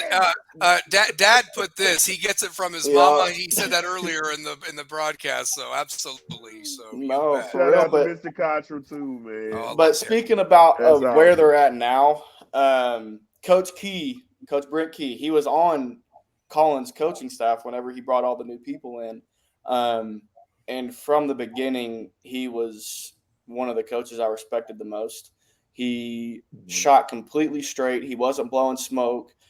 He was so smart. I mean, he coached under Saban. He was Alabama's offensive line coach. So he came from greatness. And he learned from the best college football coach we've ever seen. So it's just, I think where he is taking the program now, it is sky's the limit. Honestly, I love him. I think he is doing great things. He's getting the fans involved again because it's tough. We're in the middle of Atlanta. I mean, there's no community here. People come here for work and leave. So it's just we've got all, and I know it's the same with any big city, but I think we're headed in a great direction. We've got a tough game against Louisville this weekend. I'm excited for that. Last time we played them, we beat the brakes off of them. That's true. That is so. true. We'll see. Well, we'll see. And I'll tell you this: the talent-rich state of Georgia. I mean, the city. I mean, yeah, you've got the city, but the city might attract recruits. You know, there's a lot to do there in Atlanta. Exactly That might help. I mean, being able to sell the city is a big thing, and that's something Coach Johnson didn't really do. Not harping on him. Coach Johnson's the reason I ever got to play college football. I love that man. But I think he missed an opportunity with, like you said, selling the city. I mean, it was part of what brought me there, and he didn't even say anything about it. But I was like, hey, this is kind of a cool little mix-up. So, you know, that's definitely a selling point, and it can be. We just have to make it one. Yeah. And then you know what I'm saying, you being from Knoxville and that short trip from Knoxville to Atlanta is like, you know, you were, you know what I'm saying, like a mainstay. Like you could, you know what I'm saying, travel. Like that's one thing I always wondered why, like, to get a guy like you from Knoxville and to have that metro Atlanta area, it was a lot of guys from so many different places when you were in college. Yeah, and that's the same. That's the same. It always is. I mean, yeah, and you know, obviously, growing up a Tennessee fan, I wanted nothing more than to go play at Tennessee, but that wasn't in the cards. I mean, West is a 5-minute drive, and we never got anything from them. Or more than likely, if they would have offered, I promise that's where I would have gone. Thank God they didn't. Honestly. No, they like Jock Bruce, and they went through like 5,000 different coaching staffs. Yeah. No, dude, I so many different. I'm glad I wasn't involved in any of that situation. Honestly, because like, look at your your football life and your journey. Just looking at it and watching it, it's really a made-for-TV movie, man. Like it's literally a movie. Listen, I still can't believe that George Bullock never got a chance to kick legitimately at UT because of Butch Jones wanting Parlotti. I mean, are you kidding me? I can't tell you. He like snapped his leg in half. Yeah. At practice. Yeah. And then they just one of my coaches in the NFL. I'll remember this forever, and it's such an easy saying, but the best ability is availability. And if you're not available, they're going to find somebody to replace you. Because it's crazy. There's a lot of talent in the world. So, yes. Got to stay healthy. Yeah, for sure. Nate, I know it's getting late, man. Thank you so much for the time, brother. Honestly, I mean, and it's going to be so exciting to see you this Friday night and the group. I hope a bunch of the guys come out and hey, listen. You can also tell them, hey, these guys don't bite. If you ever want to come on the show, because we'd love to hear some stories from Max Bacon and Alex Birch and all them guys. Honestly, I'm telling you. So yeah, for sure. No, absolutely. The pleasure is all mine. I appreciate y'all for thinking of me, and I'm excited for Friday. It'll be good to get back home.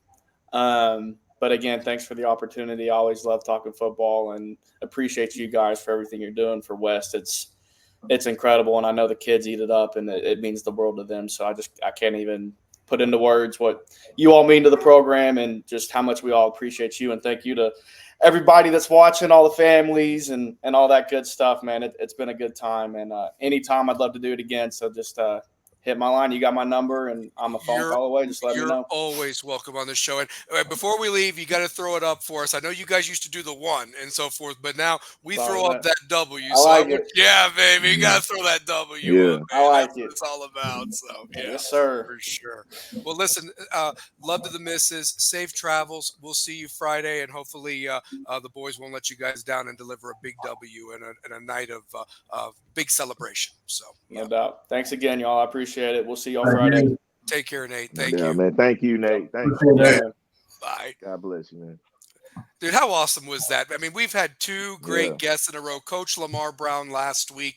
This week, Nate Cottrell, just talking about his journey and the fact that we have a pro that actually scored a touchdown in a preseason game, and I'll tell you this, Ryan Scott, man, Ryan Scott yesterday or Saturday in that game, everybody got to play in that game for Tennessee and Kent State. Ryan Scott recorded another tackle in backup duty. So shout out to Ryan Scott, and his mama, Joanna Scott, is her birthday today. So happy birthday to Mrs.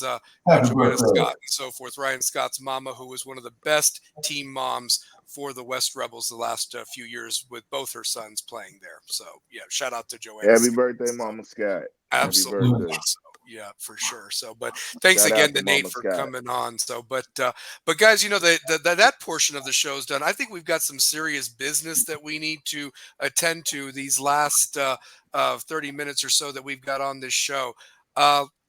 I want your thoughts on this, man. This is unacceptable to me, but it happened, and we gotta talk about it and so forth. Because remember, I was accused that I wasn't going to have a show after we lost to Bearden. I had that legitimate family excuse, but I'm here tonight, so let's talk about it. Let's talk about what happened Friday night. So I ain't afraid. I mean, my team lost. Simple as that. So yeah. Couldn't get them off the field on third down. Couldn't get them off the field on fourth down. Yeah, that was killer on that, especially on that third touchdown drive. They converted 2 fourth downs. Great point. The amount of time that they had the ball, the amount of time that they were able to chew up clock, the way they imposed their will on plays. It is hard to find a lot of highlights when you had low light. Like this one was bad on the way of the turnovers. Mm-hmm. Yeah, I think you can't have turnovers like this. Like the turnovers and not being able to stop third down, fourth down, not being able to have possessions to score. We didn't have enough possessions to score. Yeah. Well, and the other thing, too, that really was disappointing is that the fight that was shown in the third quarter when you block a punt, Parker Dubon throws a nice pass at the back of the end zone to Detroit Patterson for a touchdown. It's 21-7. You stop them again, and like you said, you have a drive going, and you turn the ball over. They get the ball back, make it 28-7, and that was it. I mean, at least if you make it 21-14, it makes them start to think, But we cannot. Yeah. We're not a team that can keep getting in these holes of the 13-0 down to Bearden. 21-0 down to Maryville. You can't do this, guys. You can't. Out your way through a game. You've got to be tied in on your skill set and what you're doing and do your job, doing your assignment, blocking, tackling, running the right route, hitting the right hole. It's a whole plethora of things that need to be done. Mm-hmm. But so, like Nate said, make it hurt and don't let it happen again. Yeah, absolutely. And just a couple of stats for you guys. Messiah Wren did have 100 yards on the ground and a touchdown run, if I'm not mistaken. That finished out the scoring. I mean, they were putting drives together, but they weren't finishing them. They weren't executing. Correct. Yeah. And the fight wasn't there in the first half. I don't know what was said at halftime. I imagine that it was a coming to Jesus moment, and it was what was needed to hear. But that fight should have been there without that even having to be said. That's just my opinion. I mean, simple. Like I said last week, is that Maryville's on a revenge tour. They are. And they are giving everyone a dose of, hey, we're still Maryville. And yes, we're back-to-back state champs, but you still have to respect the team that's lying across from you. You don't ever want to play down to competition. It's like, or things like, we beat them last time, we'll do it again. Like any given Friday night, really. But I tell my boys all the time, it's like, snap and clear, get back out there, go do your job. And it kind of seems like they just kind of start getting down on themselves a lot. So you got to, as a football player, you got to have a short-term memory. It's funny. Lamar said something last week that I'm going to hold out hope for because I'm an optimist. I'm not a pessimist. He said that the butt whooping they took at Maryville 3 years ago, 35-7, and that was a very good team, by the way. Got to the state semifinals before they ran into Walter Nolan and Powell. But my point is that game taught them something about themselves and what ultimately elevated them to not only finish out that season, but also the 22 team that went undefeated, last year's group that went 14-1. But here's the thing.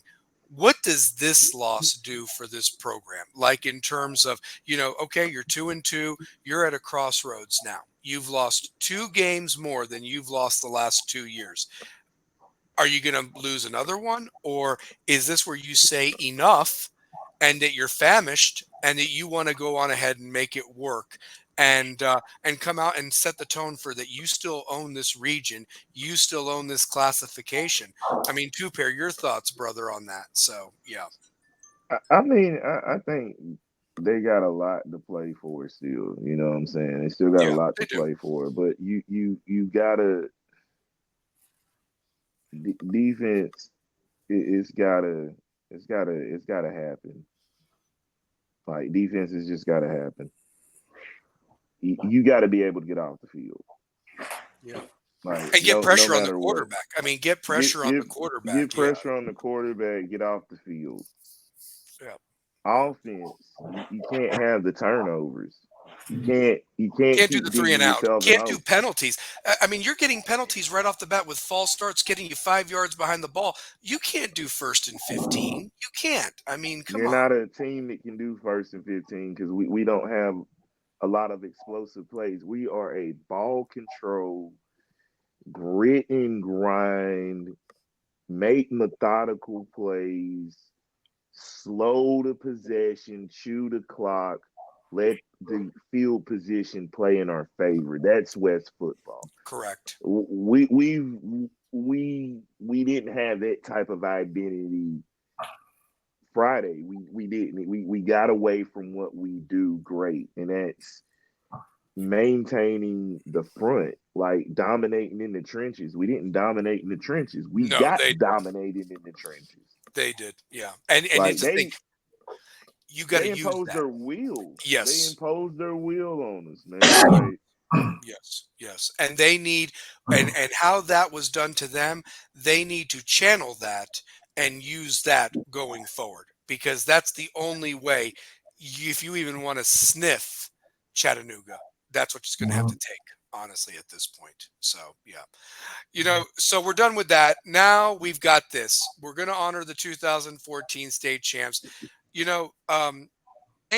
Central, they are a different team this year. Kevin Lane, in a short time there, is definitely bringing a culture back to the team. And, that's his school. And I've been saying for years, I'm waiting for the school that takes the chance on Kevin Lane and gives him an opportunity. Well, here's his opportunity. And he's coming back to the place where he was defensive coordinator for many years, very successful defensive coordinator at West before he moved on to other teams. But he would love nothing more than to come in there and ruin this celebration. And of course, start region play, because now it's these region games that really matter. Sure, you've got a couple of out-of-conference games with Anderson County and Alcoa that are going to be tests to see if you've gotten better. But Central, Heritage, Halls, and Powell are all looking to knock you off because they want that number 1 seed. So, and that's what's going to be very important, that home field advantage. So, Shane, your thoughts on this Central and West matchup this Friday night from Bill Wilson Field in Marble City? Central's going to come in with something to prove. They've been doing good. West has to regroup real quick, short-term memory. Hopefully they've been back at it, correcting all their mistakes, been in the film room, looking at where you screwed up last week and fix it. Because I guarantee Coach Lane is watching everything they did wrong, and that's what you learn from. We all learn from what you do wrong.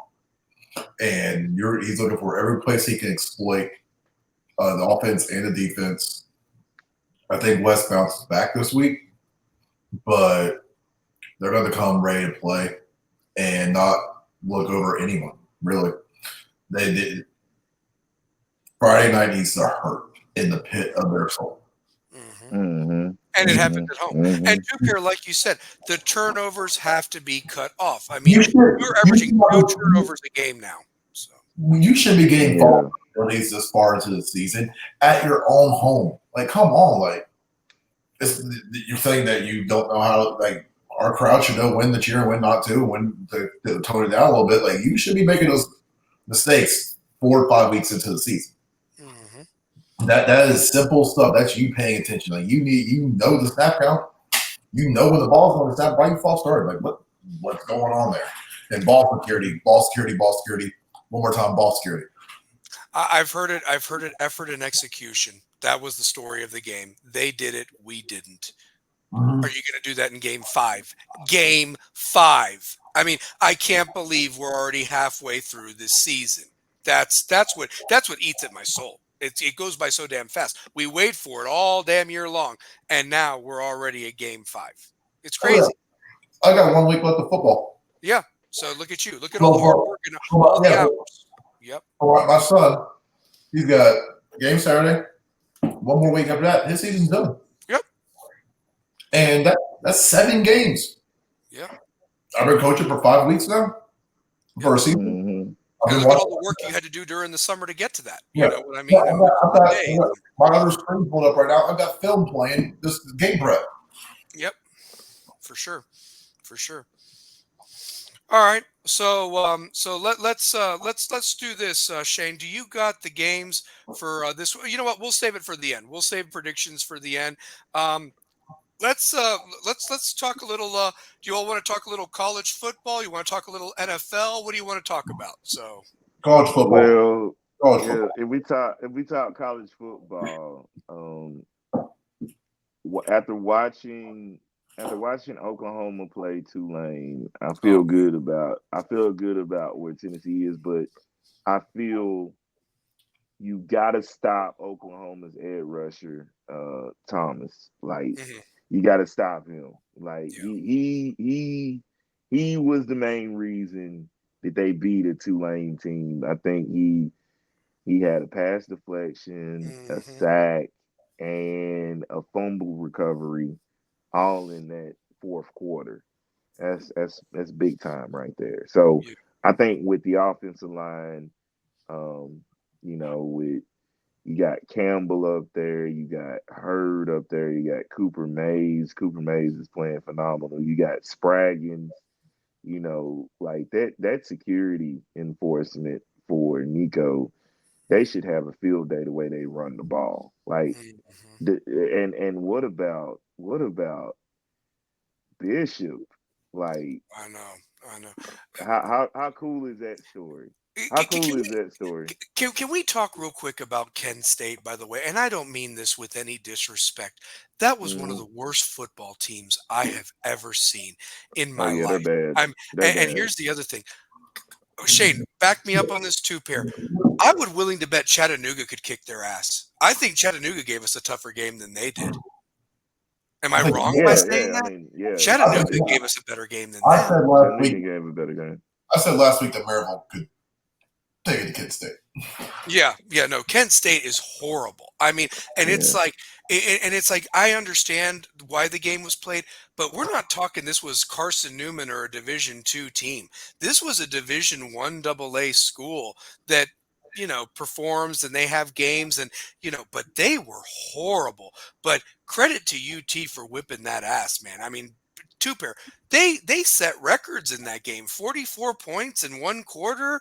I mean, like they lead college football right now by the margin of victory. And I mean, now it's going to get a little tougher, but this Oklahoma UT game, Josh Heupel's homecoming, I'm excited, man. I mean, this is a really good slate of games this week, in my opinion, and game day being there.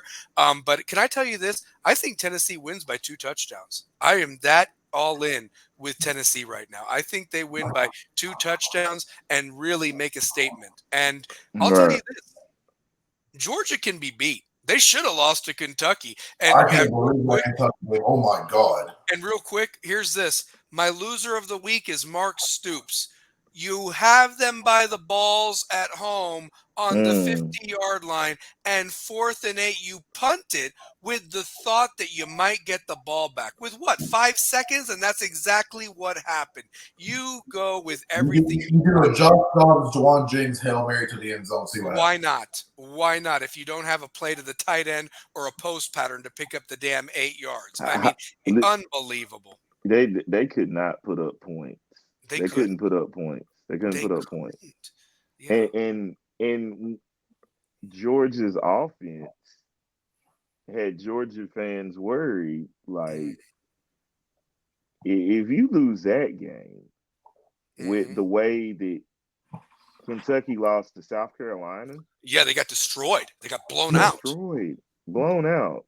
And South Carolina, hated for them because they had a lot of juice going into that game against LSU to be where they are. But man, and it gets worse because they're already talking about firing Billy Napier. Oh yeah.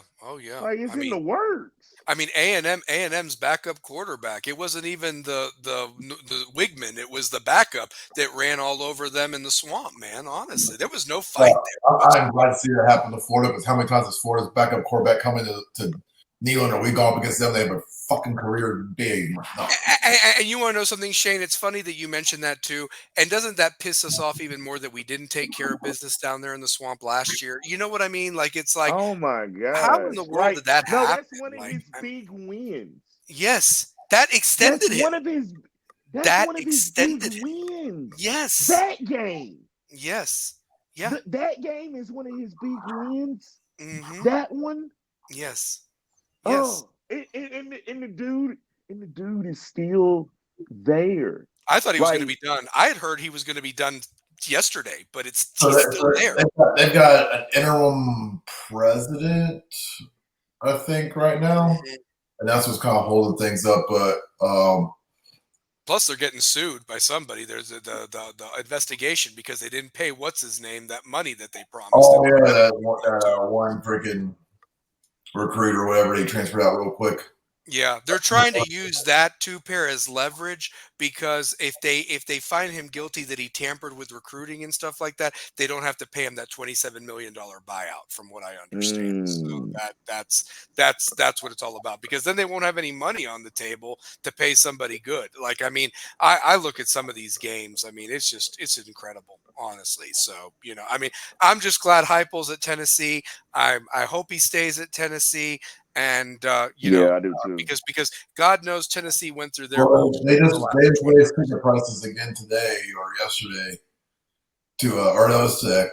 to help pay for the collective and other amenities. So the money's there. The money's there, of course. It always is. When there's a will, there's a way. Trust me, anything can be done. And when you're playing good, fans come and they'll spend the money. So. Absolutely. Yeah, absolutely. Well, let me ask you this, guys. You know, we touched on it a little bit, but are you kind of surprised that they're dropping teams that are not having games on weeks and so forth? I mean, listen, I love it because my two teams moved up because of it. But man, what's going to happen when Tennessee's off? Are they going to drop us because Penn State just happened to beat the piss out of Purdue 38-0 or whatever like that? Like, and they're going to move Penn State back up? I mean, what's going on here? I think once the actual playoff polls start coming out, you won't see as much because you got the AP and the coaches poll, and they're never identical. So I think once the actual rankings start coming out, then you won't see much. Because I mean, all you do is got coaches and writers doing this right now, but when it comes down to actual hey, here's 1 through 12, you're not going to see as much movement. Yeah, for sure. I don't think so. I don't think you're going to see as much movement when it's going to be mostly the SEC. Now, I take a team like Ole Miss has a crazy schedule. Texas has a crazy schedule. Yeah. And yours is hurt. Yours is hurt. I mean, no disrespect to Arch Manning, but how is he going to do in an SEC, you know, for the first time, you know? So, I mean. Right. Yeah. like, what's that environment gonna look like for them? What's that environment gonna look like? And you look at Oklahoma's got a crazy stretch starting this Saturday. Yeah. They've got a crazy stretch. It's like Texas paid the SEC some big money. It's like, hey, screw Oklahoma's schedule. Yeah, pretty much. Pretty much. Well, let me ask you guys this. Is it too early to temper expectations for Tennessee that, a lot of people were saying 10-2 at the beginning of the year and so forth. But here's the thing. I don't think Georgia's an automatic L anymore. I really don't. I'm 11-1 with a toss-up on Georgia. Okay.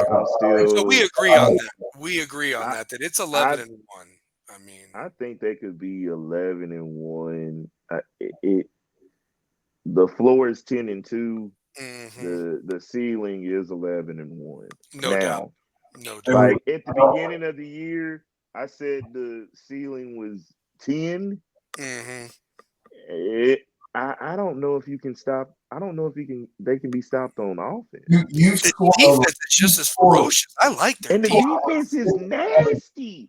Yeah. But I don't like seeing them in man coverage. Something to watch. I like if they're playing zone. I like them in zone because man coverage. I thought there were some times where they had trouble. Yeah. Just on certain things. But I really do think if they're playing a sort of hybrid man-to-man, if that's even the case, if you between man and coverage, our linebackers have been playing well. The defensive line is the best defensive line in the country. I love it. Like, you can rotate almost 7-8 guys off that defense. Like, Rodney Garner is a hell of a coach. Like, Rodney Garner is the best defensive line coach in America. Oh yeah, now he's been there. Now they've got their dudes in there. It is. Yep. And they're giving up one touchdown. Defense is only giving up field goals, and we've only given up one touchdown due to a pick. That was the pick six. Yeah, I mean that's crazy. That's nuts. So, well, Shane, what were you going to say? You were going to say something. What were you? Well, first, I just ran the numbers. Tennessee's averaging almost 64 points a game. It's NCAA shit, man. That's what that is. So, yeah. Yep. And of course, I mean, we scored over 50 every game, but the numbers say 63.6. Freaking, the defense is lights out right now. Like, Keenan Healy is like, I honestly think he's better than James Pierce right now. I think that there's so much, because you know what he's going to do, that you can't account for everybody on that defense. He's going to walk on, grab interceptions and take them to the house. Of course, he's starting walk on, but shit. I mean, yeah. And then, I was listening to something today. It's like, last year we were really run focused, and Dylan Sampson was able to do what he could do. And then the year before was all about the passing game with Hooker and Hyatt out there. You've got the best of both worlds now with the run game and the passing game, the receivers you have, the quarterback you have, the running backs, the stable running backs you have. Like, how do you stop this offense? And then the defense, like I said, the defense playing lights out. Yeah. All teams would have still let those teams score. Yep. Even when you put in the subs. Yep. The offense didn't drive as much because you had backup after backup after backup after backup going, guys I hadn't heard of coming in. Mm-hmm. And still getting drives, still getting points on. We made one drive where we didn't score. Yep. Yeah. And he took the gas. I mean, he took out the first team, in the second quarter pretty much? I mean, if I'm not mistaken, the first team was done by the second quarter, not even halftime. Nico was after they were up, 50. Yeah. I mean, geez. Well, here's the other thing too. there's going to be a couple games I want to pay attention to. I'm really intrigued by that noon game of Clemson and NC State. NC State's quarterback got hurt. They got the kid, McCall. Bailey, who led Chaminade Madonna to a state championship a couple years ago. He's their quarterback now. But I'd like to see what happens with Clemson and NC State, because honestly, I'd like NC State to win because that makes Tennessee's win even that much better. I mean, I look at stuff like that. If Honestly, they I beat really do. Clemson, yeah. Yeah, I mean, it's like, wow, then how good is Clemson- Tennessee? And maybe Georgia's win over Clemson ain't that good no more.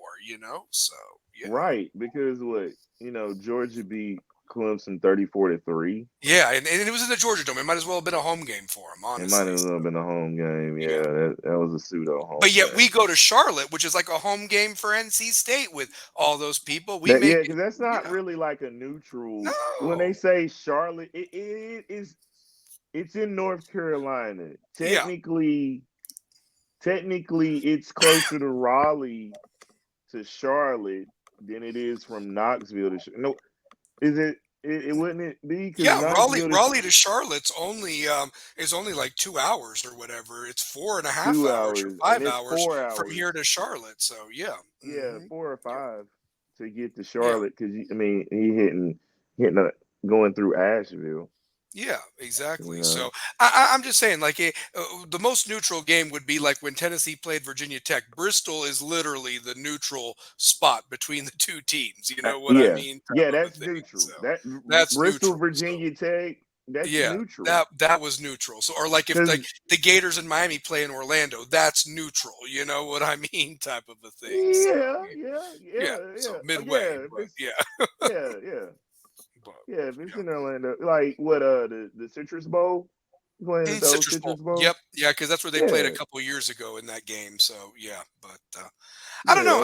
I'm just intrigued. I like to listen. It's fun that we're in the conversation. How many times, Two-Pair, were we already done with an early season loss to a UCLA or a Cal or someone like that? And it's like but now you have a little bit of wiggle room, but.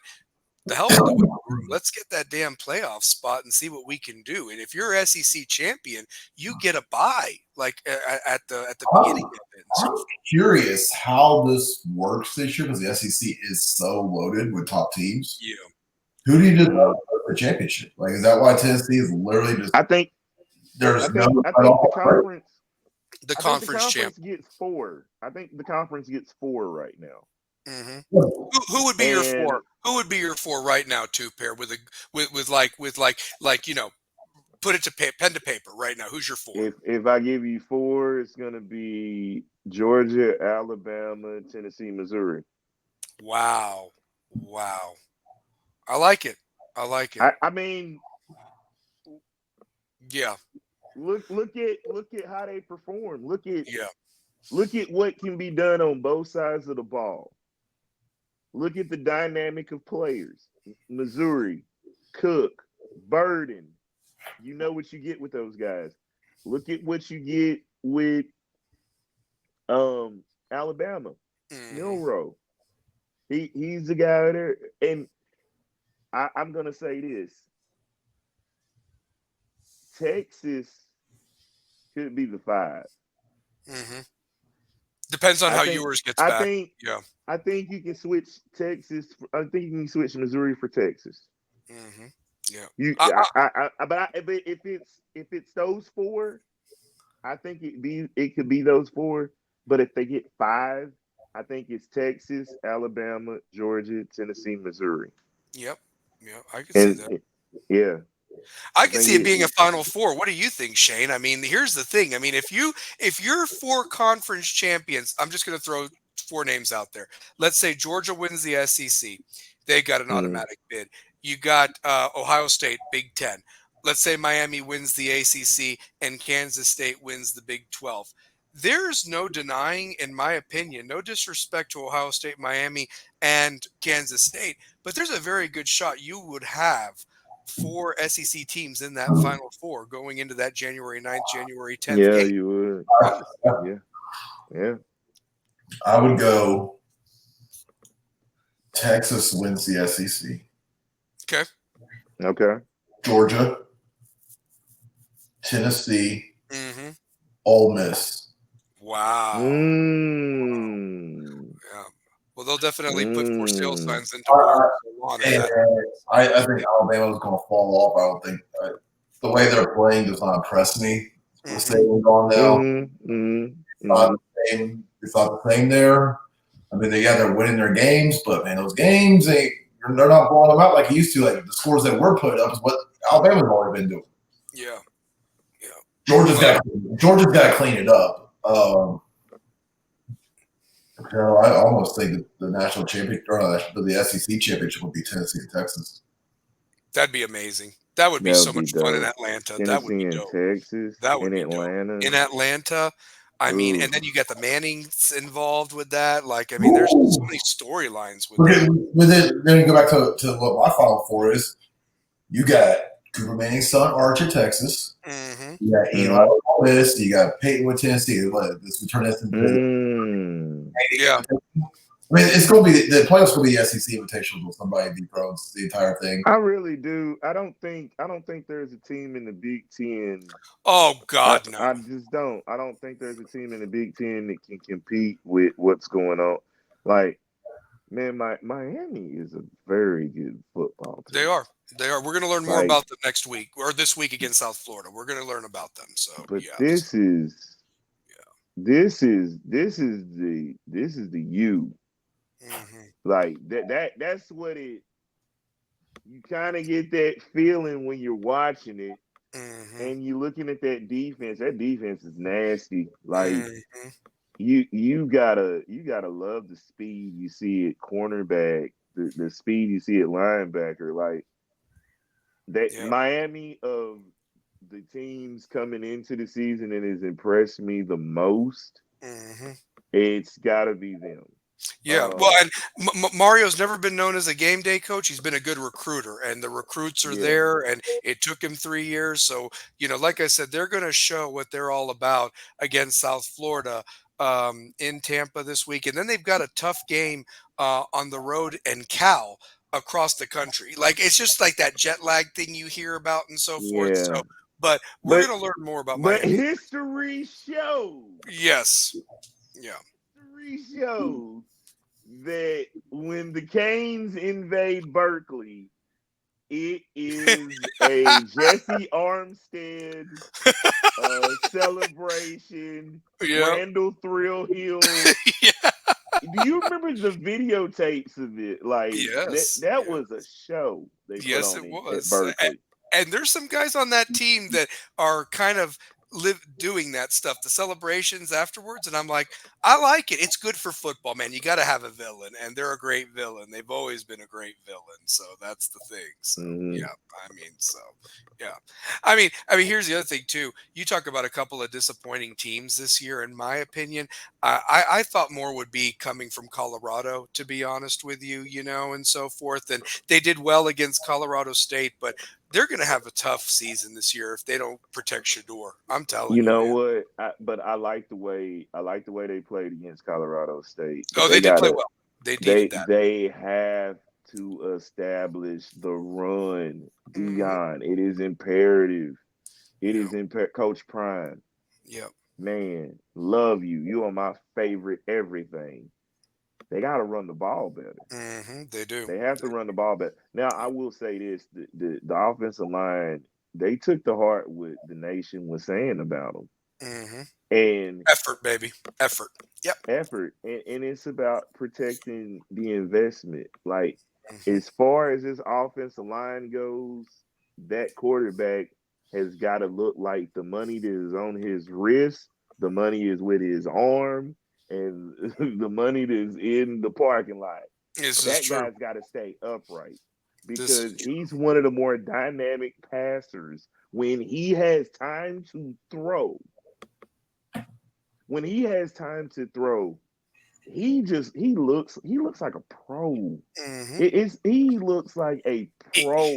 He has his dad's genes. His dad was a hell of a player. I mean, a guy that can play anything. I mean, and that dude his son is a pro. Like that's a pro. Yeah, and I like Hunter too. I like Travis Hunter too. I mean, that guy. Hunter's a baller.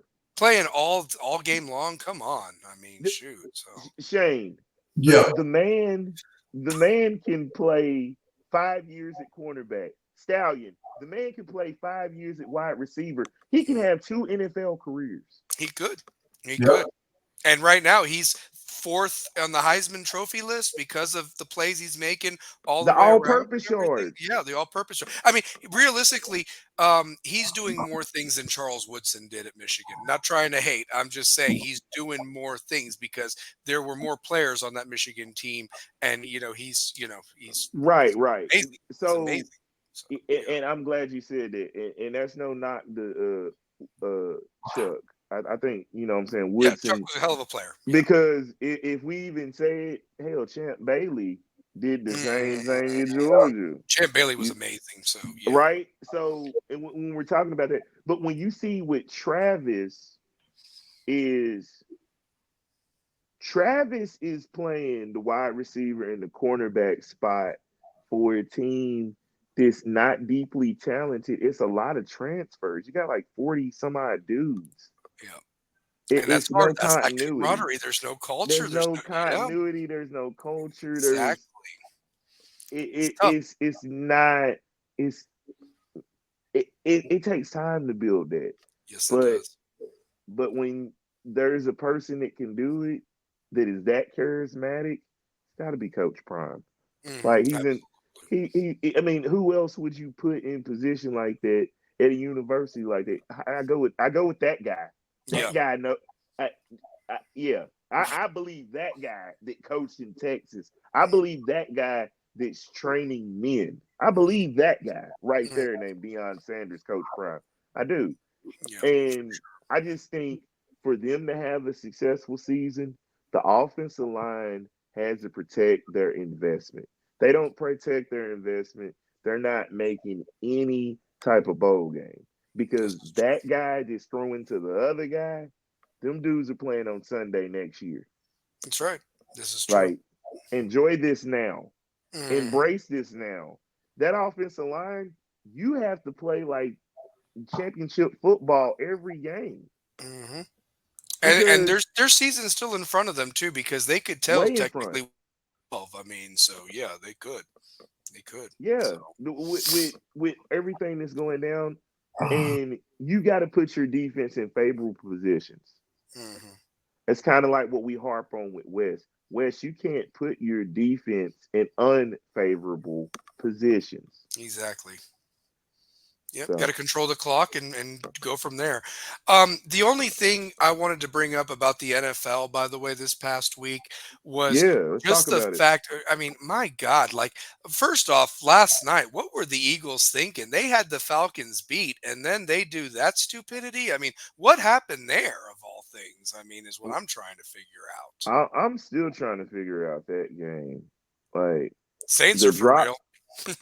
The Saints are very for real. Either the Saints are for real or Dallas is Dallas. Hey, thank you, Alvin Kamara, for helping me win my fantasy football game. 4 touchdowns. Damn. Man. So, man, Alvin, you got to start Kamara on games like that, man. You know what? Alvin Kamara, is he close to getting 10,000 all-purpose yards? He has to be. He's been in the league going on 9 years. So I would say so, because if this man cracks like 15,000, if he gets 15,000 all-purpose yards, he's got to be a Hall of Famer. Absolutely. And he came from Tennessee. He's a Tennessee guy, you know. I mean, all-purpose though. Mm-hmm. He is like, and this is a guy that doesn't have like 1,000-yard rush season. 11,000. Like, right. He's got 11,000. He's got 11,000 all-purpose yards. 11,002 all-purpose yards. Wow. 7 years. Dude. Wow. He gets 15. He's in. Oh, without a doubt. Book it. 15,000 all-purpose yards. Yep. He might get 20. He might. I mean, if he just takes care of his body, that's it. And then the way this offense is going for the Saints, I mean, this guy's amazing. I don't think that's a hot take, but he's well close to getting 15. Mm-hmm. He's depending got, on how I think many. he's probably got about 3 years left in him. Probably about 3. He's on year 7. I think he got 3 or 4. That's 17 games. I mean, 7 plus playoffs. I mean, you never know. Shoot. You So, never know. You yeah. never know. He's just got to It's take care of just, his body. That's it. So, yeah. I want to keep. I really want to keep Tua in our prayers because Yeah, that's not a good situation. that's Man. just not a good situation. Yeah.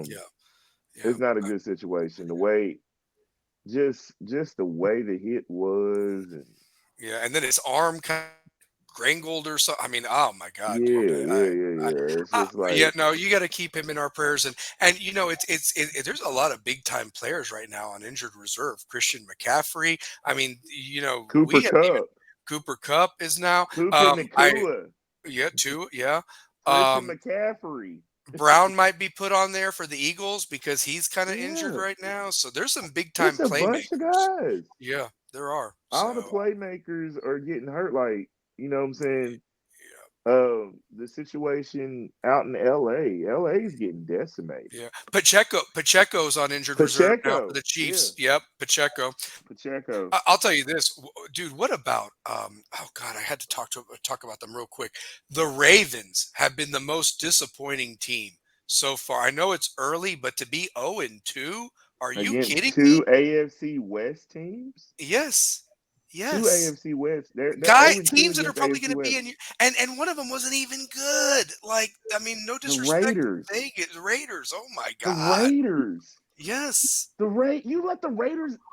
It was 28-13. Yeah. Yeah. I mean, where's Derrick Henry at? Where's Lamar? Where's that defense? It Nowhere. just Fucking nowhere. nowhere. It was pretty bad. It was. And then the damn Bengals. Dallas I mean, getting smacked was, and so Tennessee loses to yeah. aging Aaron Rodgers. Titans Chicago stink. They stink. being Chicago. Mm-hmm. Yeah. New York being New York Will Levis against experiment. Washington. Yeah, I don't know what they're doing in Tennessee. And how about Malik Willis winning a ball game for Green Bay? Look at that. Look at that. Look I'm at telling God. you. Look Hey, at God, right? Look at God, right? I've got one for you guys. With the first pick in the NFL draft, the Tennessee Titans select Cam Ward, University of Miami, because I'm tired of Will Levis. This is just horrible. I mean, oh my God, Cam Will Ward would be the I massive think match. could have done the right thing and Will drafted Hendon Hooker, kept Tannehill for 1 year while Hooker recovered. It'd been probably a better turnout. That probably would have been. So, he should have got Hooker. yeah. Should have got Oh Hooker. my God, and Knoxville would have flocked over there to Nashville for them games, man. Should have got Honestly. Hooker. So, yep. Just That would have stupid. been nice, but you know It what I'm would saying? have I been. think Hooker's learning under a guy who's Yeah, Leonard. I think Jared Goff is a damn good quarterback, but Yes. Baker Mayfield has been very impressive to me this year. Baker Mayfield has been impressive. Kyler Murray went crazy. I didn't think he'd recover from that injury, and I'm glad for him. Honestly, he is Kyler really Murray turned went it around. crazy. Yes. Like when you got a target like Marvin Harrison, get the like. This is what I'm saying to you, quarterbacks that have these talents. Daniel Jones, keep getting the ball to Malik Neighbors. Malik Neighbors, you gotta catch that sideline pass. This is where you're the money now. You're the money now. Because the money went to Philadelphia and he had a drop pass. So you're the money now. Yeah, he sure did, man. Wasn't that karma? If that wasn't karma, I don't know what was with him dropping that. So, and it was right there. Even if he doesn't get the touchdown, he falls down. The ball game's over. They take 2 knees and it's over. I mean, It's at that over. point. So, It's yeah, game over. yeah, Like Hurts put that on the money.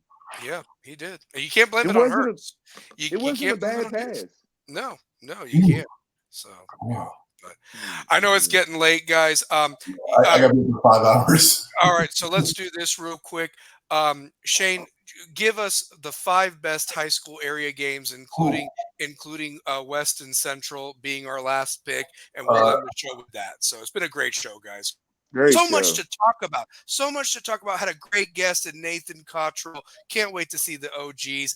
Hit like and Yeah, subscribe man. button, We had guys. to give him his due, man. Oh, dude. He needed a full hour, man. We Absolutely, had to man. get And he that said full he'd come hour. back, and hopefully he will for a panel discussion. So, yeah, for sure. Okay, cool. Scrolling through the East. Let's go Gibbs at South Doyle. Man, I like Gibbs, man. That quarterback, Gibbs won Wyatt last week. Axton. I like Gibbs, man, to Wyatt keep it going. Axton. So, Yeah, I'm gonna Wyatt Axton. Wyatt Axton is my favorite non-West Rebel. Side football. Oh man, dude. At Gibbs, he's outstanding. Yeah. Like he commands the offense. He throws darts. He runs. The dude can play, and he's made Gibbs fun to watch. Yeah, and I can't wait to see Gibbs play Anderson County for that one spot in that region. Going to be coming up in a Yeah. couple weeks, actually. So, All right. Yeah, I want to see that game. Yeah. Next up, Carter and Halls. you know, I'm going to go with Carter on this one. That coach that they've hired, Halls has kind of been disappointing this year. Halls needed overtime to beat Fulton last week. Yeah. I like Carter, man. Carter's done some good things this year. Give me Carter in that game. Okay. I'm gonna go with Halls. I shouldn't go with Halls. I should pick Jordan. But I'm gonna. This is my. I want this to be my last week picking Halls, but I feel like something tells me they're gonna win. It just. I don't know if they lose. I'm gonna be like, well, I must have been thinking about college football and think about playing with them on the video game. No worries. Shane, Carter, who do you have in that one, by the way? What? Give me Carter. Okay, cool. Next one. Scroll through here. They're all over the place. AE and Alcoa. Ooh, I think Alcoa. Alcoa could put 70 on Austin East if they really wanted to. Alcoa. It's gonna be bad. Bloodbath. Hard Valley of Bearden. Bearden. Yeah, Bearden. Bearden. Powell at Clinton. Powell. Yeah, Powell. Yeah. And let's just go ahead and go with ours. You know, I'm going to tell you this. Central's going to – I want every fan right now to get it out of their head. There's not going to be no 53-0 like last year's game was. You're going to have a very focused Central defense where they lack in the offense. Might not be where it's there, but their defense is going to keep them in it for a bit. Yeah. Give me West 28. No, you know what? Sorry. Give me West 24, Central 10. That's what I say was the final score. Second half, West just takes over and wins 24-10. I got it 24-21. I think West we or Central. I got West. Okay. I just think defensively, we got a little bit more of the horses. I really like the way Riley Manning was playing in coverage. I feel like Wren has got to protect the ball more. Mm-hmm. I think you gotta get the ball to Mills in space. I think you got to get the ball more down the field to Corey Person. Stretch the offensive field. line, and you know what? I don't even fault really Parker and the receivers. The O-line's got to do their job, man. They've got to give Parker time back there. Some time. Let the man have time to spin it. Because I mean, 4 guys out of 5 returning, and we thought that would be a strength. It's been a disappointment. So I'm challenging that O-line to prove us wrong this week, Two-Pair and Shane O'Mac. Yeah, it's just the offensive line has not been. It's not what we've been accustomed to. Like normally, that offensive line is moving mountains, right? They're accustomed to doing that, and I just think they struggled at times. But I'll say this: that is a fighting unit, and they're going to take what we say, and then we're going to see this explosive output. and then I'm gonna have to look like I'm eating crow on the sidelines Good. when I'm taping the highlights. I hope they pat me right on my ass and say thanks for the motivation, and I'll be like, thank you for me enjoying this game tonight. That's what I want out of it. Shane, you go, bud. I'm gonna go 27. 13. West. Okay. Okay. All right. Guys, great show as always, man. Great show, man. Let's just throw that W up and two-pair, end it, baby. It's been a nice long show. And Been a nice one, man. Yeah. Thank you, Nathan man. It's Cottrell. Rebels with a cause, man. Throw your doves up. Throw your doves up. And the calls don't stop just because that clock strikes 0. Exactly right, baby. Go Rebels. We'll talk about it next week. Have a great week, everybody. Enjoy that football. See y'all next Go Tuesday. Rebels. You See y'all next week.